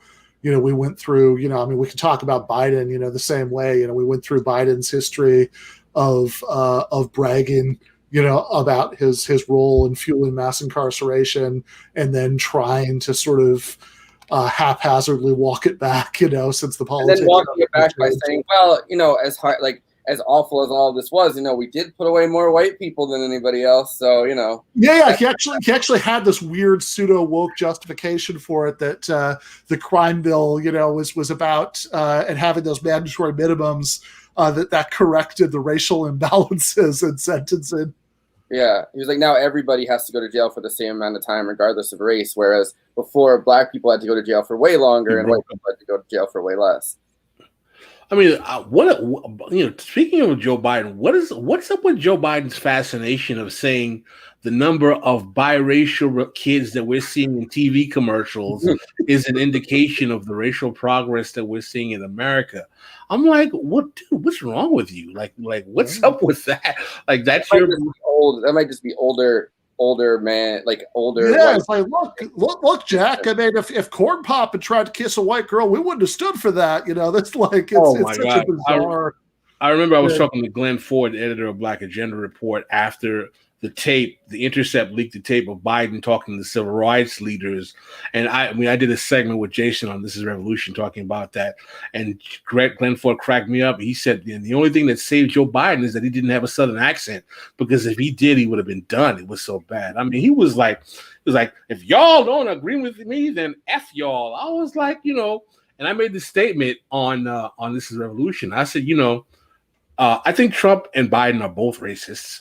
But I can tell you, I think Trump's is more of a classist than Biden is a racist, in that I think Trump would love to be able to have dinner with Mike Tyson and Russell Simmons and hang out with them, while Biden doesn't strike me as a guy who has had any kind of black friends that he would socialize with in any way that were not people that he felt he could use personally in some context. Yeah. Fair enough. Thank you so much, Pascal. This has been fantastic. Thanks for having me. Let's do this again sometime. No question. All right. That was Pascal Robert, who is the co-host of the This is Revolution podcast, along with our friend and comrade Jason Miles, who people have seen on this channel multiple times before. And we'll see again most immediately tomorrow when we will air. We'll premiere tomorrow, probably at the same time, 7:30. The conversation that Jason and Forrest and J. Andrew World and Jeremy Salmon and I had about Judas and the Black Messiah. So that is going to be tomorrow. On Wednesday, Forrest and I are going to be joined by Ryan Lake, Daniel Bessner, and Jacobin Deputy Editor Micah Utrecht to talk about The Departed for the Wednesday movies live streams. And on Thursday, for the next episode for patrons is going to be a conversation on modern monetary theory between Nia Kola, who is a heterodox economist who advocates it, and C. Derek Varn, who is more of an orthodox Marxist, and so he has some problems with it, although he's not unsympathetic. And I'm mostly just refereeing, although I throw in a few points. Both of these people know way more about MMT than I do. And I think it managed to be an interesting kind of medium deep dive into some of the controversies about MMT on the left that has, like, Nia is advocating, I think, a version that's a little bit more sophisticated than the one neat trick that solves everything version of MMT you often see on Twitter. And Varn, has, again, is not unsympathetic, but has some perceptive criticisms. So let's watch just a few minutes of that now. Okay, yeah. So I know the least about it of anybody here. We should get that out of the way first. So obviously, I'm familiar with some MMT arguments. It's modern monetary theory, because I think you can't be active on the left in 2021 and not be familiar with some of these arguments, because they're kind of everywhere now. Mm-hmm. On the left. And I have I have specific bones to pick with some of the arguments that I've heard from MMT proponents, and I'm a little skeptical of some of the ways that it's talked about. But that doesn't actually necessarily mean that I'm skeptical of the larger framework. I'm actually a bit agnostic about the larger framework, which is why I thought it would be good to have two people in this discussion who knew more about it than I do. So Nia, since you're the person who's most sympathetic to it, do you want to start by just giving us a few minutes of sort of breakdown of in broad strokes what modern monetary theory is, what it claims, why it would be politically relevant? Sure. Yeah. So MMT, modern monetary theory, is a heterodox approach to economics, which is really a combination of a few different schools as well as some other observations. Primarily, it's the post-Keynesian school, along with the institutional school, which is much less well known.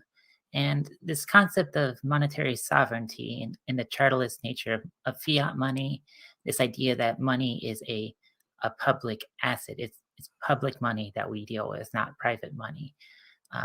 So the main principles are really like there are these degrees of monetary sovereignty that nations have, which depends on primarily four aspects, according to Fidel Kaboub, at least. Those would be, that a state prints its own currency, taxes in its own currency, only issues debt in its own currency, and has a flexible exchange rate. There's actually, so there's variation in levels of monetary sovereignty, and countries all across the world have most of those, but not necessarily all of them. The United States does fulfill all of them, though. as well as several other countries. Other aspects of MMT that are important to understand is that money is created by the state. It is chartalist in nature. It is not a commodity money. Sorry, I don't want to get too far off track, but do you want to define that term you've used that a couple times, chartalist? Yeah, chartalism is this idea of money as being a function of the state. Chartal comes from Latin for token. So it's this idea that money is a token. It's not like a commodity. It's not a thing. It's a measurement. It's like similar to like an inch, you know. You know what an inch is, but there's no like physical thing of an inch, right? It's a measurement. Does that make sense, or? Yeah, I think so. I just wanted to to get clear on that. But keep, I'm sorry, I didn't want to take you off course. Finish your what you were saying. And other things are, that money is a social relation, and a big part of it is that government spending is not financed by taxation. This is very important because this has big implications for, in terms of how we can spend money and how we fund that money, which is that we don't need to tax to fund spending. Taxes are a useful tool. They can be used in many ways, but it's not the only way that we can engage in government spending. I mean, our spending isn't relying on the taxes. Another thing is also that inflation is not primarily driven by demand. Inflation can be affected by demand to some small degree, but it's not the long-term driver of inflation. Inflation is really driven by costs.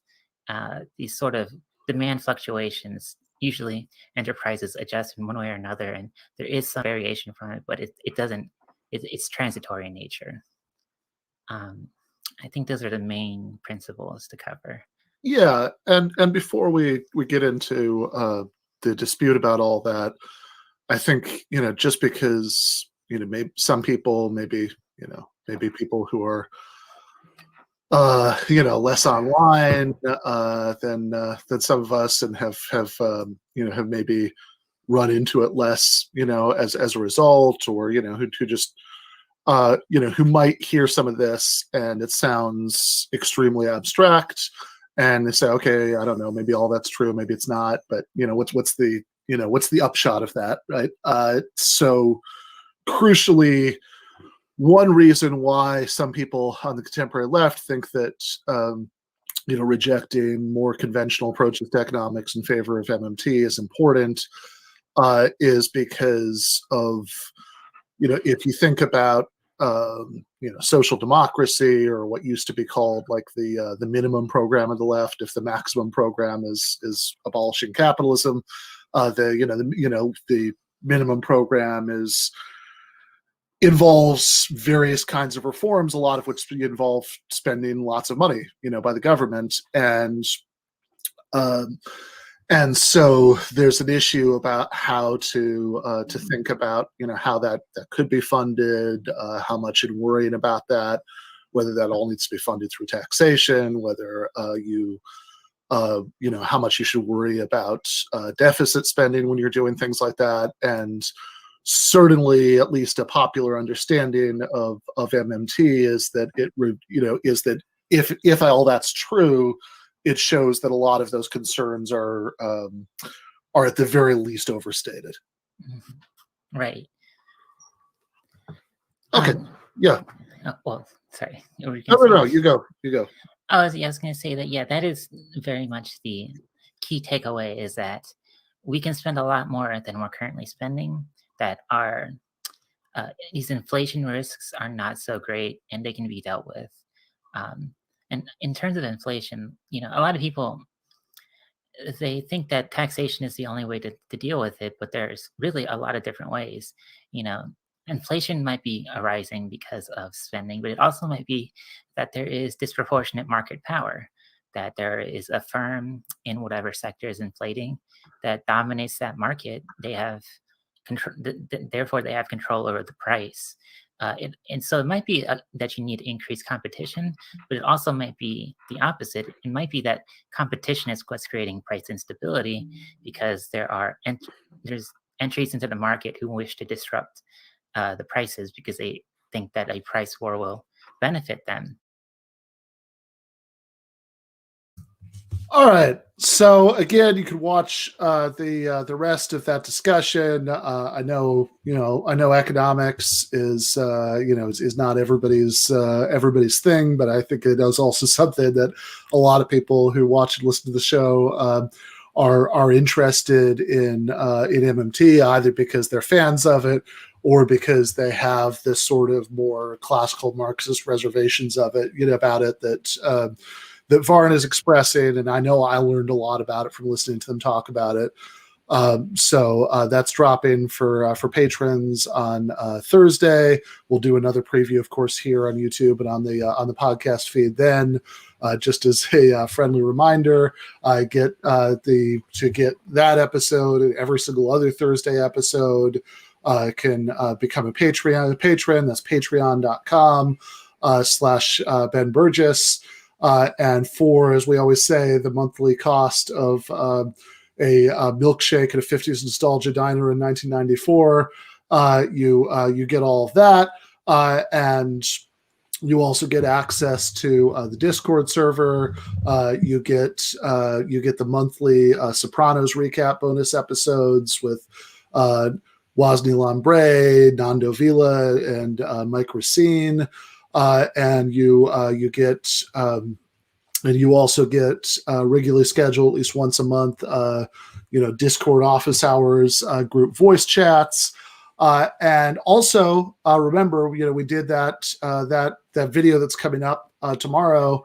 That little extra episode where we're talking about Judas and the Black Messiah was something that was a movie screening that we did with patrons on the Discord, and I think it was fun. I mean, we will do that again.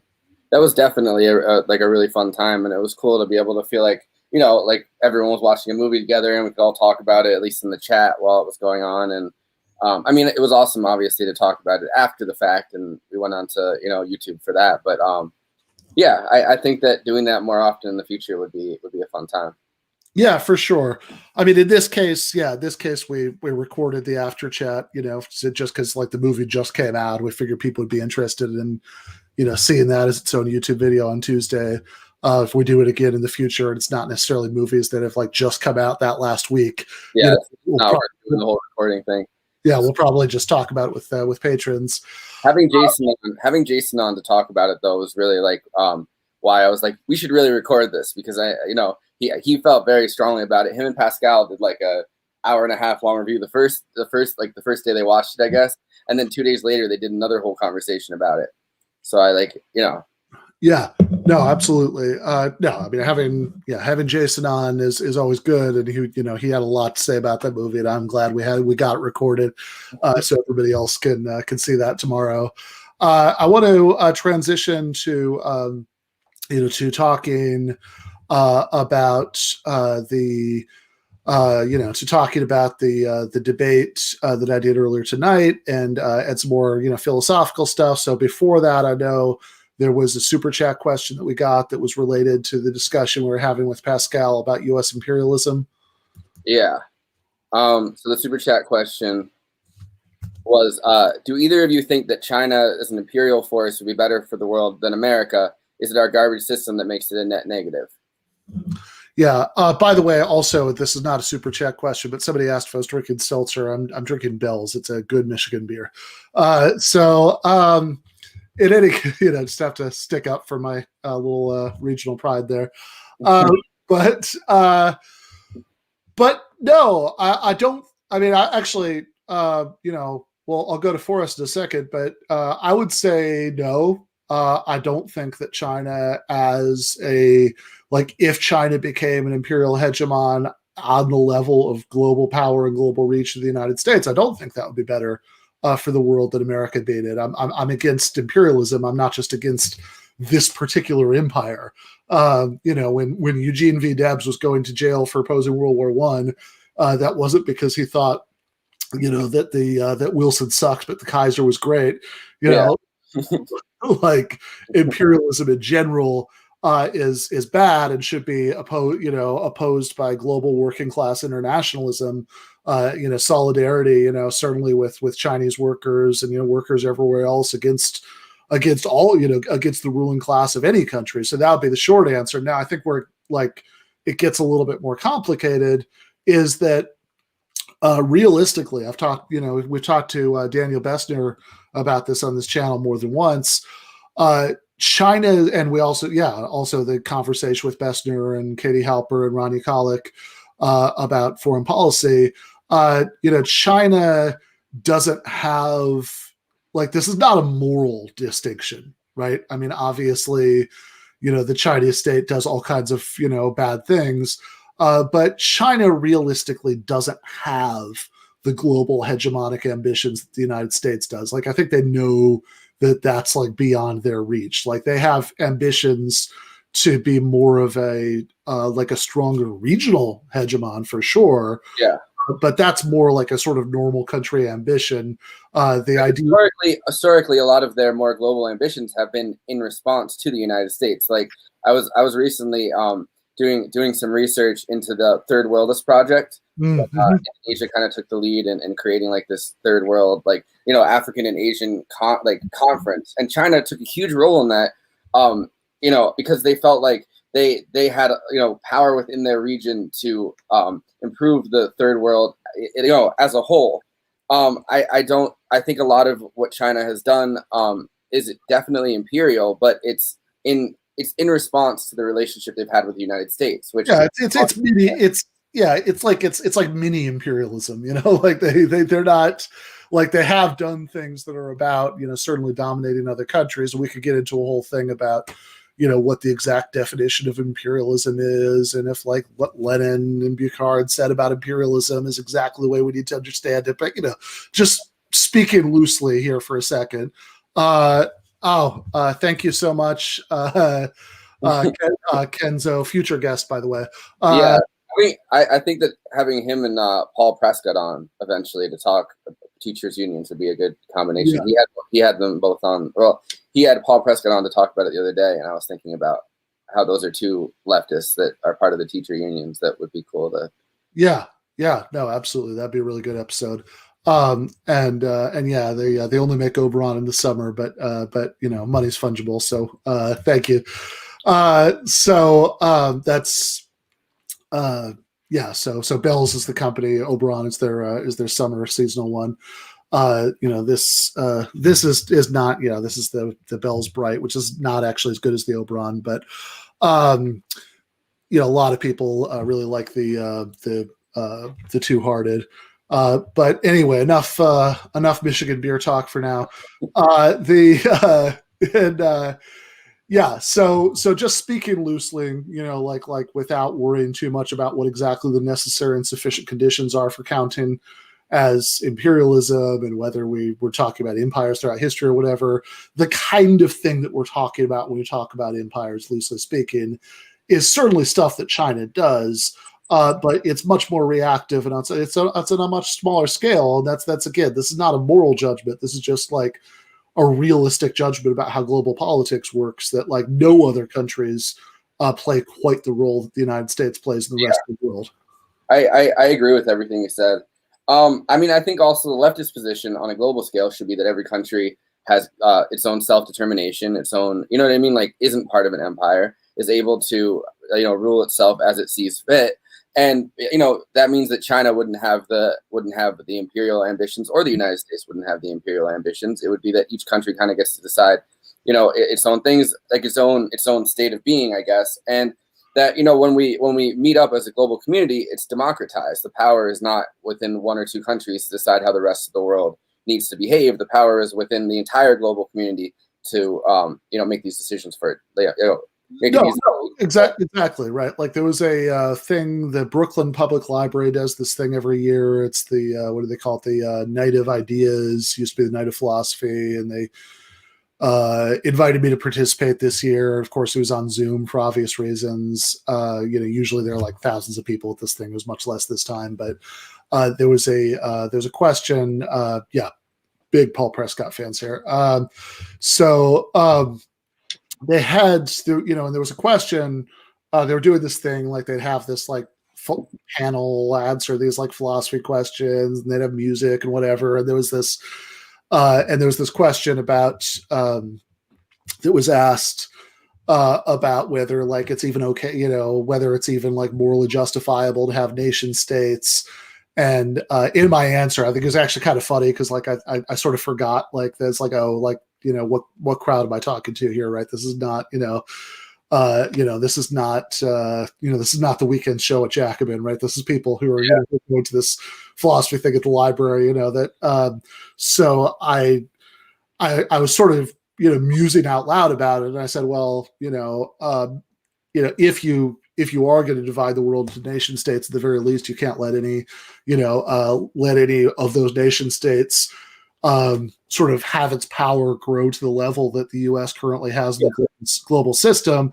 And I brought up the how like we literally feel comfortable sending assassination drones into other countries that we're not at war with, and because like that's something we're willing to do because nobody's in a position to stop us. With the 800-pound gorilla, and in making that point, talking about the drone war, I used the phrase "flying killer robots." And I kind of got the sense, maybe I'm wrong about this, but I kind of got the sense that it was like, okay, we're going to go back to the next thing on the agenda for tonight. Crazy person is done talking. What, a lot of big flying killer robot drone fans here. What? yeah, exactly. Oh, you can't say that in front of the Raytheon guy in the back, like. Yeah. Speaking of philosophy. Earlier tonight, I did this debate with Douglas Wilson, who is a right-wing megachurch pastor, and he came to author of tons of books. He came to my attention because for people listening to this later as a podcast, the chat message was quote, maybe you're all fly killer robots. They need to have some philosophical discussions at the library too. So yeah, fair enough.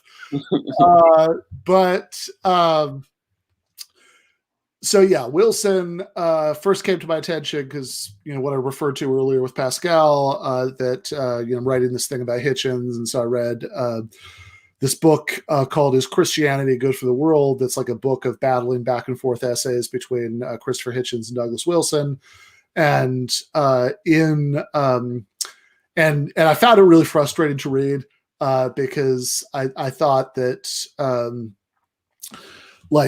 Hitchens is good in debates when he's talking about sort of historical and political or sort of directly moral arguments.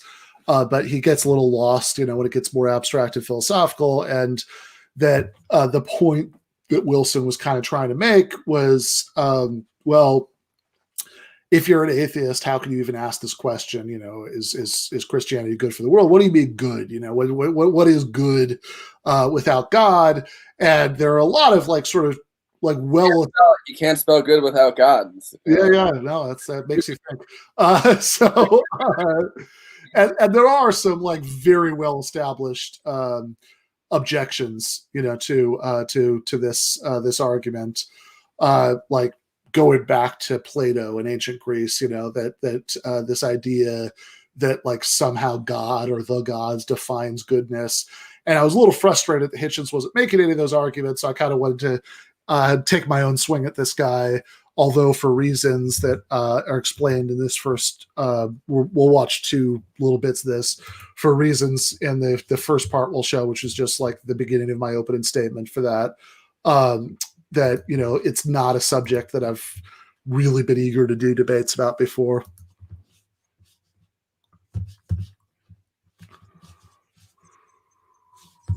No, sorry, that's the wrong one. Let me get... stop, share screen. Here we go. All right. Thank you, James. Thank you, Pastor Douglas, for doing this. Before I start with the main line of argument, I want to clear up one possible source of confusion. I'm an atheist, obviously, and I'm here to defend the moral honor of atheism.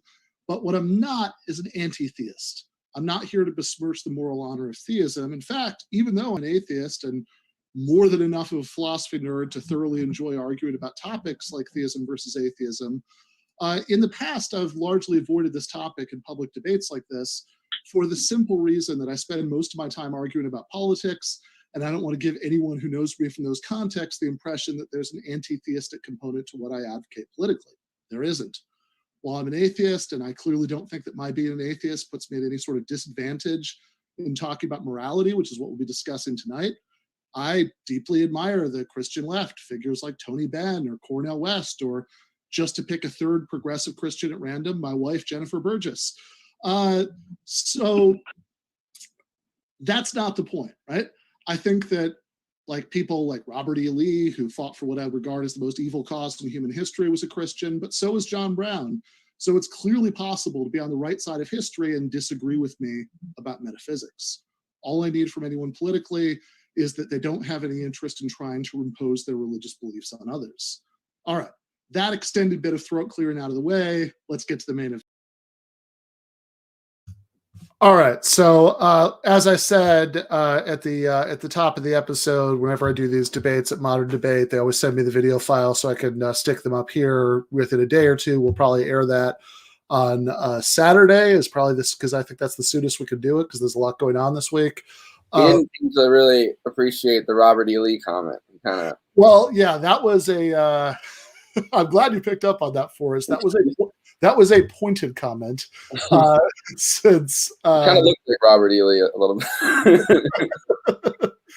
Yeah, yeah, because it wasn't the topic we were arguing about tonight, but I worked in as many references to how fucking evil slavery was as I possibly could every time it came up, because Pastor Wilson is also, in addition to his anti-atheist polemics, is a big old historical revisionist. Oh, it wasn't that bad, sort of Confederate apologist kind of guy. Jesus. So he's like he says, like you platformed him, which makes him yeah. I mean, he'll say, like, he'll do the ass covering thing, right? He'll say, well, of course, slavery was terrible. It's unbiblical to have slavery, whatever. But like, he'll sort of unbiblical though. They kind of come out in favor of it in the Bible, don't they? Like, yeah. Well, which is the kind of point that Hitchens was making to him in those debates, and is also a perfect setup for the other clip that I was going to show. And this one is a little bit of self-criticism, a few hours later, because I think that this is that this is a point that like as far as like the philosophical content, like as far as the arguments back and forth, I think I said everything that I should have said in this debate. Like, I feel pretty good about that. But this point that I'm about to show you guys is a point where rhetorically I should have gone after him much harder than I did. It's just because I kind of didn't know what to do with what he just said in the moment. So the same way what you're bringing up, Forrest, about how, of course, it let's put it this way, at the very least, it sure seems like the Old Testament is okay with slavery. Like, it comes, like whenever it comes up, there's stuff about how slaves are supposed to relate to masters. There's stuff about, killing the Canaanites and taking women as slaves or whatever.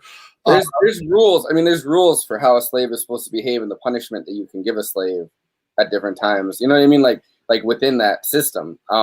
I don't know. It's like a regulatory mechanism for slavery, which usually if you're going to regulate something, you're not in favor of it. Yeah.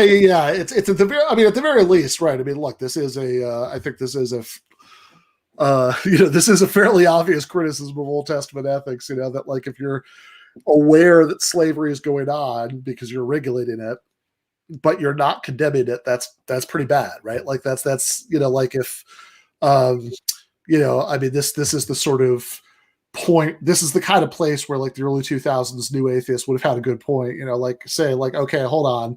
And I think I'm channeling some comedian from that era. I don't even remember who I'm stealing this from, but it's like, how are you going to have like, okay, here are the 10 most important moral rules, and I'm going to find room for not working on Saturday. I'm going to find room for not making statues.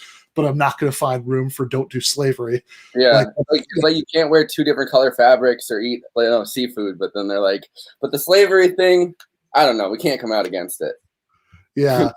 So this was like, for the most part, he wasn't like I kept trying to kind of bait him on his attempts to in a understated way, but like the Robert E. Lee thing. I kept sort of trying to give him opportunities to, if he wanted to bring up his views, about, again, he'll say, oh, I'm not justifying slavery. Of course, slavery is bad. But, people exaggerate, blah, blah, blah, right? Like this stuff like that. And then this was about exactly what you're talking about, is the sort of unsavory stuff in the Old Testament.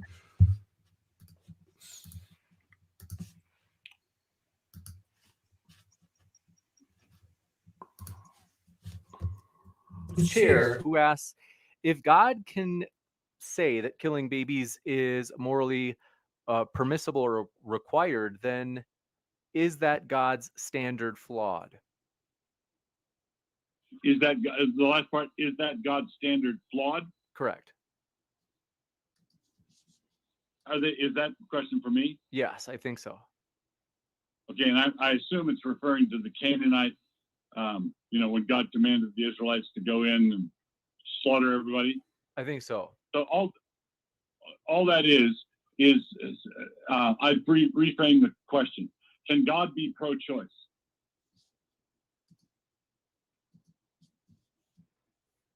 Apparently, yes. So, sorry, was that addressed to me or James or just? No.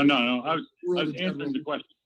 If God, the Lord gives life, the Lord takes life. He is the one who has authority over that. So consequently, when someone dies of a heart attack, God's not guilty of murder. He's simply taking back what he gave in the first place. So God's command to exterminate the Canaanites was holy, righteous, and good. Well, that's I think that once you've reached the point in an argument where somebody is justifying genocide, then that's not, maybe it's a coincidence that they hold that position, and that they could also independently have the right idea about what the objective foundations of morality, but it's certainly not a good sign. Go ahead.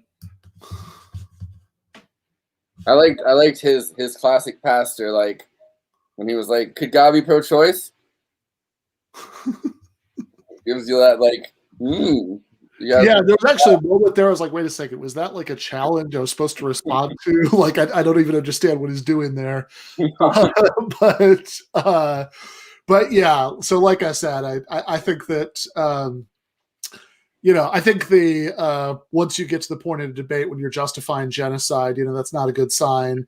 Like, I think that was a reasonably good line, but I also think that I should have probably, just for rhetorical effect, I probably should have pressed him way harder there, because that's really a remarkable statement,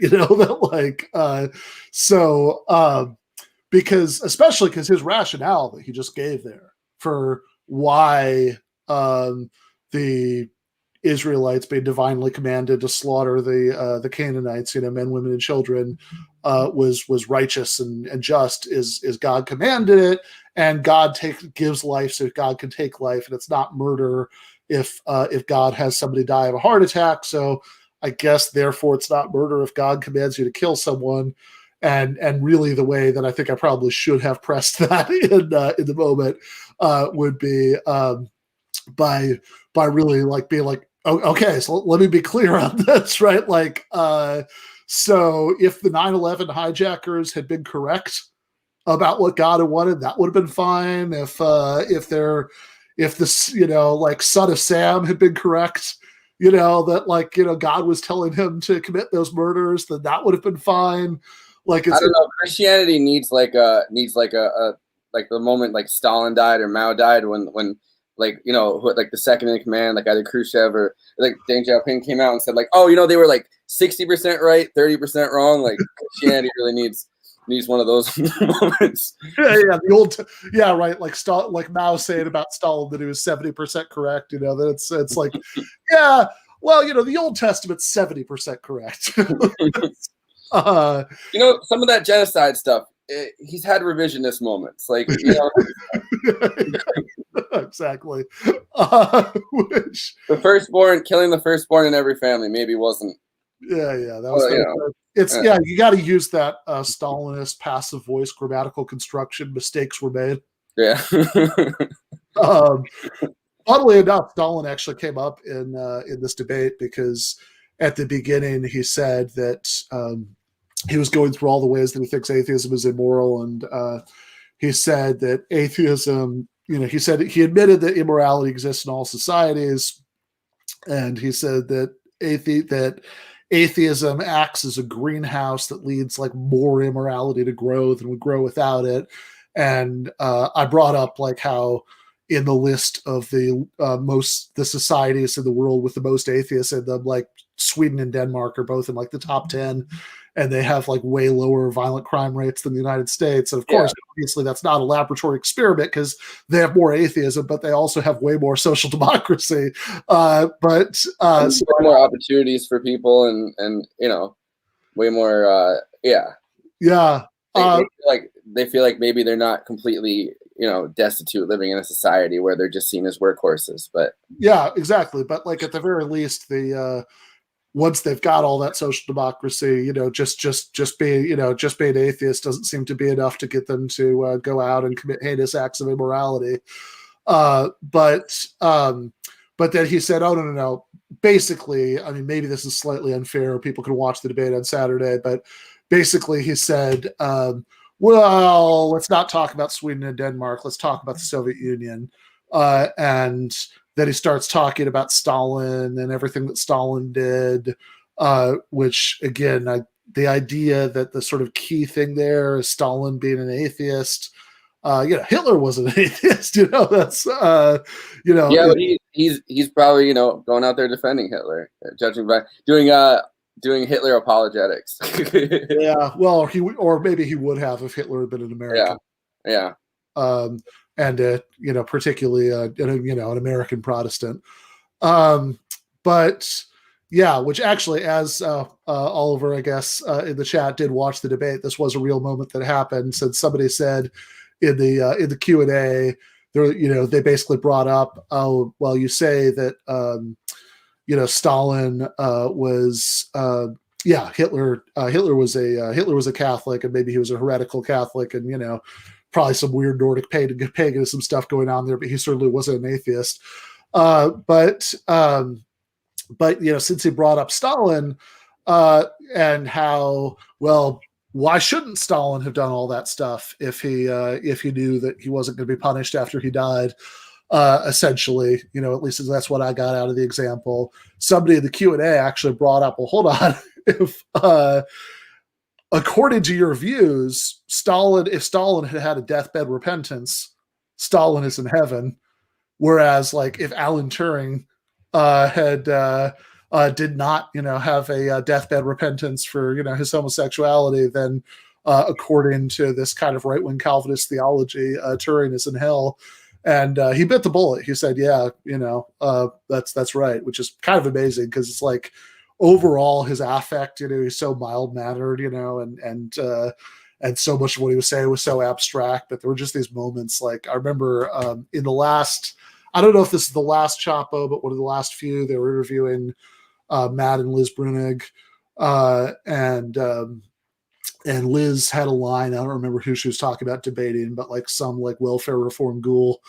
And she said that like her view is that like the lion's share of what you should be trying to do in a debate is to get the other person to say what they actually believe. Which I think that I mean, especially with somebody who like historical revisionism or social safety net revisionism kind of is a big part of it. I mean, I think the two things kind of go hand in hand. I don't know. I think one thing that people kind of throw out there that are kind of pro-religion in socialism, which, listen, I think I'd call myself agnostic, I guess, on all this stuff. But I mean, you know, liberation theology is a pretty pure leftist form of Catholicism, and you know, it was crushed by the Catholic Church, you know, at one point, and it's kind of a conversation about, you know, the inevitable hierarchies in any social institution more than it is, I think, about religion itself. I just think, you know, I don't think that should be made. I don't think religion should have any part in policy. Like, that's kind of my thing. That's kind of what I'm saying in that first clip, you know, that like, I don't, I mean, look, I've got, you know, I've spent a decent amount of my life, you know, thinking and arguing about stuff like this. Obviously, I have my opinions. I'm happy to argue for them. I enjoy doing that, but it's not part of a political program. Like all I require from anybody politically is just that they, you know, agree with, you know, the separation of church and state, basically. Yeah. I think that's a good, because I think that there's a lot of kind of the new atheists personified this, but like a lot of like just bashing religion and then kind of expecting that like somehow like reason will prevail and that people will be like, you know, that's a good point. And it's like people with religious beliefs hold them so firmly at some points that like people that you could talk to and, you know what I mean? Like that you could have a conversation with and they would agree with your points, but religion is just kind of an institution that they've, you know, lived with all of their lives, that just bashing it for the sake of it and being like, well, religion is the most poisonous force we've ever had. It kind of, you know, it's the same kind of cop out that like allows corporate power to keep going or no, for sure. Yeah. And I think you could see that in some later Hitchens debates where he's so intent on the anti-religion stuff that he kind of forgets some things that he used to know, that like he'll blame, you know, like there are even points where he'll kind of blame, you know, poverty and underdevelopment in some global South countries on, you know, resources being spread too thin because like the Pope told people not to use birth control. It's like, come on, dude, you know better than this. Yeah. Like, yeah, you know, like this is not, you know, you know, guy was a socialist for most of his life, you know, he should know better than that. And especially, you know, I mean, look, I mean, even aside from any sort of socialist or anti-imperialist analysis of what actually leads to underdevelopment in the global South, like you should just be able to like observe like, hey, look, in, you know, Spain and Italy, you know, 90% of the people or whatever are Catholics, but you don't have the same population rates because people aren't worried about who's going to support them in their old age. The way that you do in some global South countries, you know, so like it's just a very, you know, it's you know, like I think focusing on like capital R religion as the source of social ills, I think could really like flatten people's analysis in really bad ways. And yeah, I mean, look, I get, I think that you know, I'm in a slightly weird position with it because in the context of having like a philosophical debate about it, you know, be, you know, pretty militant, but like, I don't think it's part of politics at all. If anything, I think that the relationship goes the other way around, that part of the point of socialist politics is that I want a society where people are freed from financial stress and they have enough free time that they can sit around, you know, thinking and arguing about like esoteric stuff like this. Yeah, for sure. And people always will. I think that, you know, just giving people the ability, like giving the people who really are interested in coming up with these questions the ability to actually think them through is going to be far more beneficial for our central meaning, I guess, as people than a society where people are kind of just forced into working, you know, jobs that they don't find particularly engaging for the money, and then, you know, just not fulfilling those parts. I think we've really fucked up, you know, what people could, like, I think we've really fucked up, you know, like people could have far more, you know, we could be far more developed as a society if we weren't always focused on profit. And I think that that's a good argument for leftist politics in general. Yeah, for sure. You know, but like, yeah. So in any case, you know, I think that I'm not, you know, like there's this song by Tim Minchin. It's like a little bit of a kind of funny little, you know, new atheisty anthem. Although I shouldn't even say new atheisty really, because it's like very like not aggressive. It's even kind of like a fun song called "White Wine in the Sun." That's about like the lyrics are about like, hey, I don't believe in any of this stuff, but I really like Christmas. It's a nice song. I like it.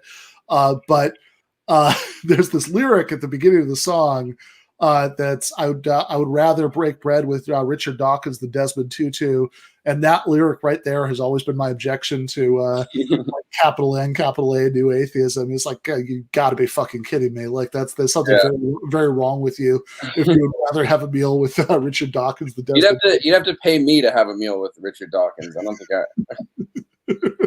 No, but I think that I could have probably gone down the new atheist rabbit hole if I hadn't discovered, socialism, like leftism, and like Michael and things like that. Like Michael Brooks kind of really enlightened my thinking on some of that, and I think that I probably could have just gone to the point where if I hadn't discovered like leftism and socialism like as concepts and like critique of actual power, I definitely could have gone to like the things suck because of religion and yeah, right. Argument. Yep. So yeah, be don't don't be a new atheist. Be an old atheist who focuses on the things that are much larger scale factors, poisoning everything. Yeah, and religion sometimes definitely plays a role in that. I mean, not religion conceptually, but the church's power in society, and I mean, there's definitely been a huge disgusting like evangelical like the evangelical movement in this country, like combining forces with the Republican Party, which is another critique of power because these megachurch people wanted to increase their own power. You know what I mean? Like, so like that influencing policy has been absolutely horrible. But I don't think the takeaway is that it's bad because religion is bad. I mean, that's kind of right. I mean, it's bad. Look, it's bad because because unjust hierarchical institutions are bad, and the kinds of stories that we tell ourselves to rationalize those institutions are bad. But and of course, historically, those have often been religious stories, but not necessarily. You can certainly have. I mean, look, Sam Harris. It wouldn't be a GTA episode if we didn't shit on him at least once. Like Sam Harris is everything is scientific and secular, but it's but his agenda is entirely about telling stories to rationalize the status quo and certainly at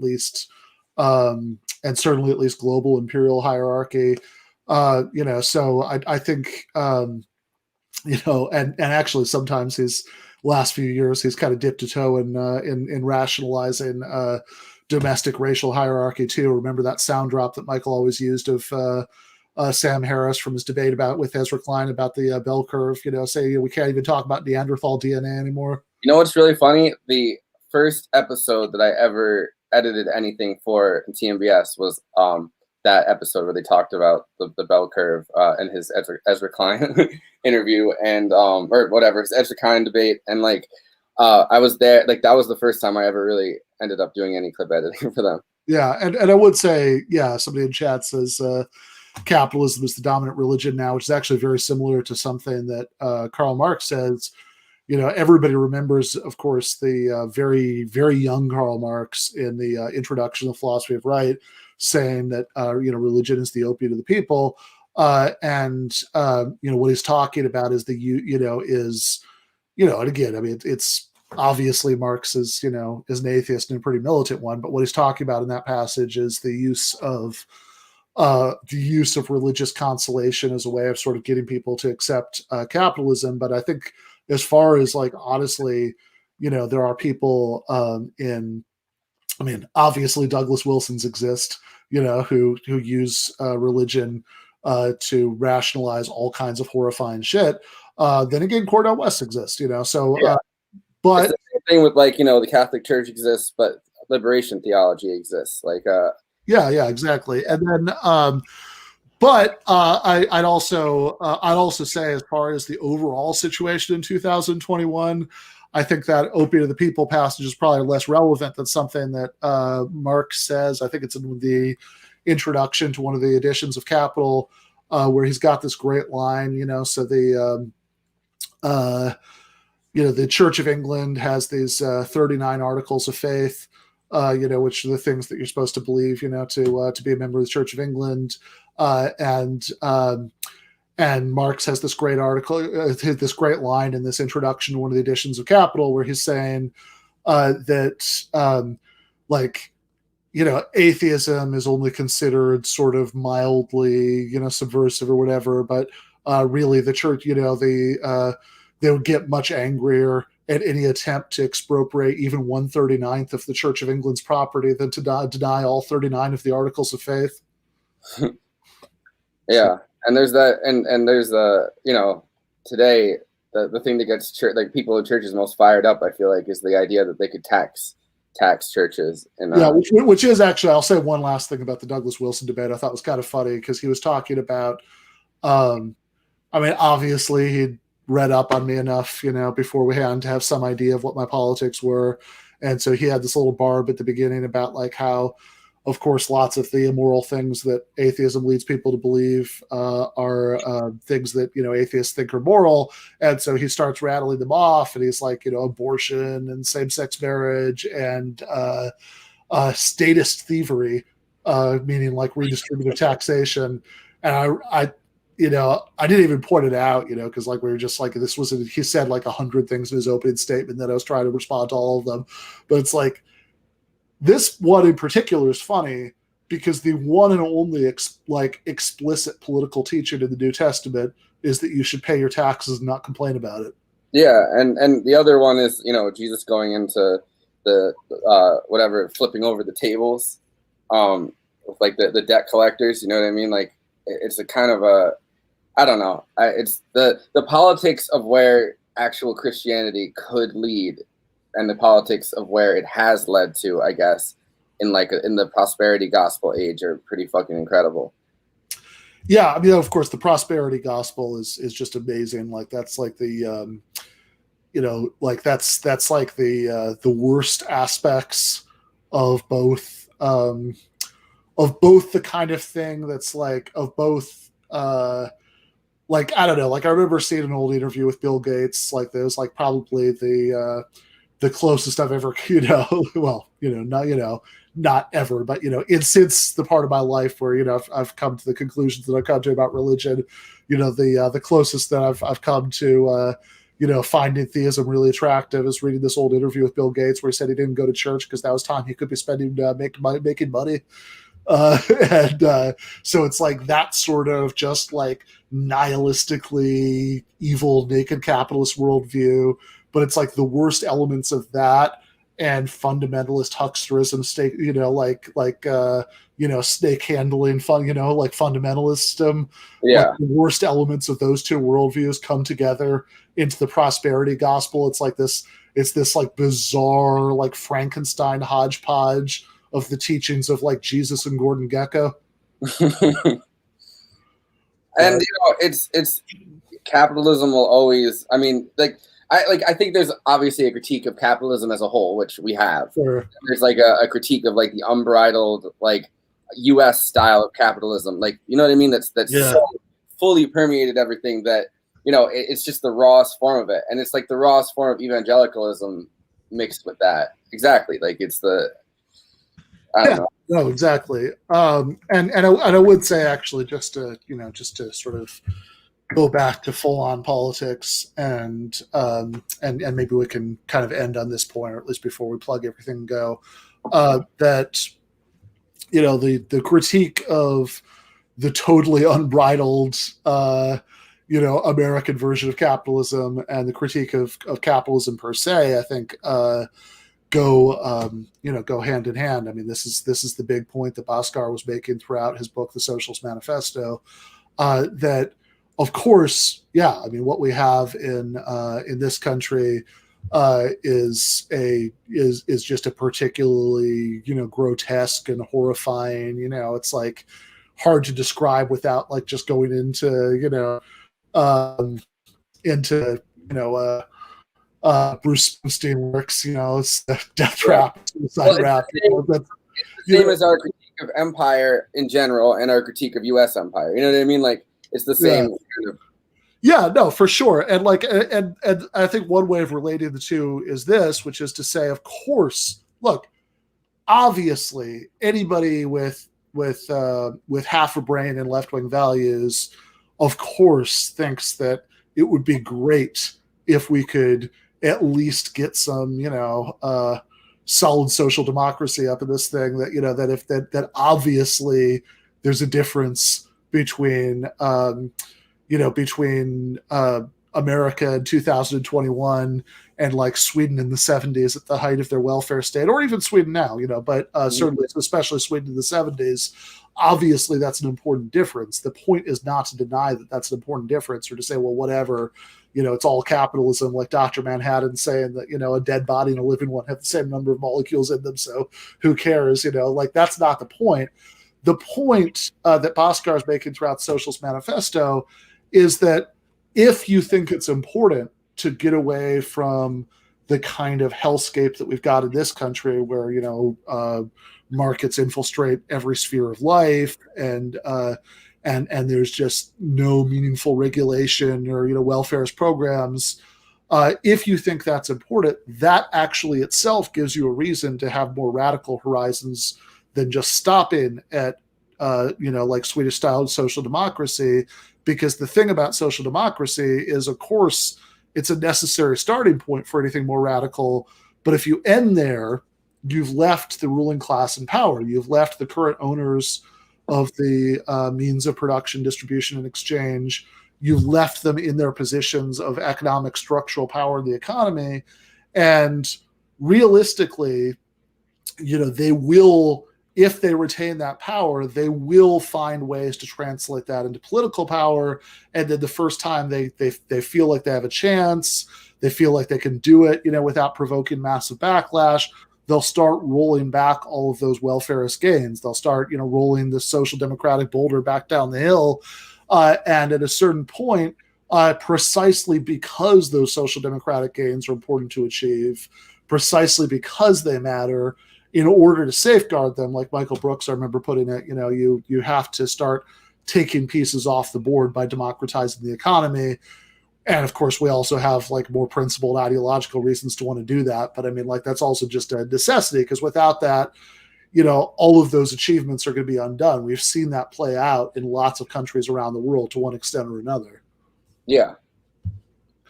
All right. I think we're going to cut it there for today. So just once again, just to just quickly recap, there is going to be tomorrow at 7:30. We will be premiering the discussion that we recorded on Saturday right after we all watched Judas and the Black Messiah. That was really good. Check that out. I'm really excited for people to see that, and I'm sure there are going to be some angry people that that heartily disagree with both sides of that debate. But yeah. Jason and I had a friend, had a friendly disagreement about how to see the movie, and I think everybody else was maybe somewhere in between. But there was and then speaking of movies, on Wednesday for the ongoing Wednesday movie live stream series, me, Forrest, philosophy professor Ryan Lake, the Jacobin deputy editor Micah Utrecht, and historian and Jacobin contributing editor Daniel Bessner are going to be talking about The Departed. That should be a lot of fun. On Thursday, the Patreon bonus episode about modern monetary theory that you saw earlier is dropping. On Friday, I think we're going to experiment with the first one of those Philosophy Friday live streams with Jennifer, talking about Kantianism and utilitarianism. And then on Saturday, I guess we'll premiere the debate that I did earlier tonight here. If you can't wait till then, you can find it on the Modern Debate channel. But watch it here. So lots of good stuff. You know what I watched last night? I watched Infernal Affairs. The original Hong Kong movie that the yeah. So I didn't want to interrupt your everything happening this week, but I watched that, and I've watched The Departed like probably like 3 or 4 times, more in pieces than in it's like a commitment of an afternoon really to to watch it. But so it was so crazy to see like some of those scenes pretty much done exactly the same way, but like in like a much more, I guess, minimalistic like Hong Kong film style. Yeah, no, that would be really interesting. I've not seen Infernal Affairs. I will see The Departed again tomorrow night, so I can talk about it on Wednesday. So I will see everybody back here then. Thank you so much to everybody for coming, for doing super chats, for asking questions, and just watching, hanging out with us for the last few hours. Left is best.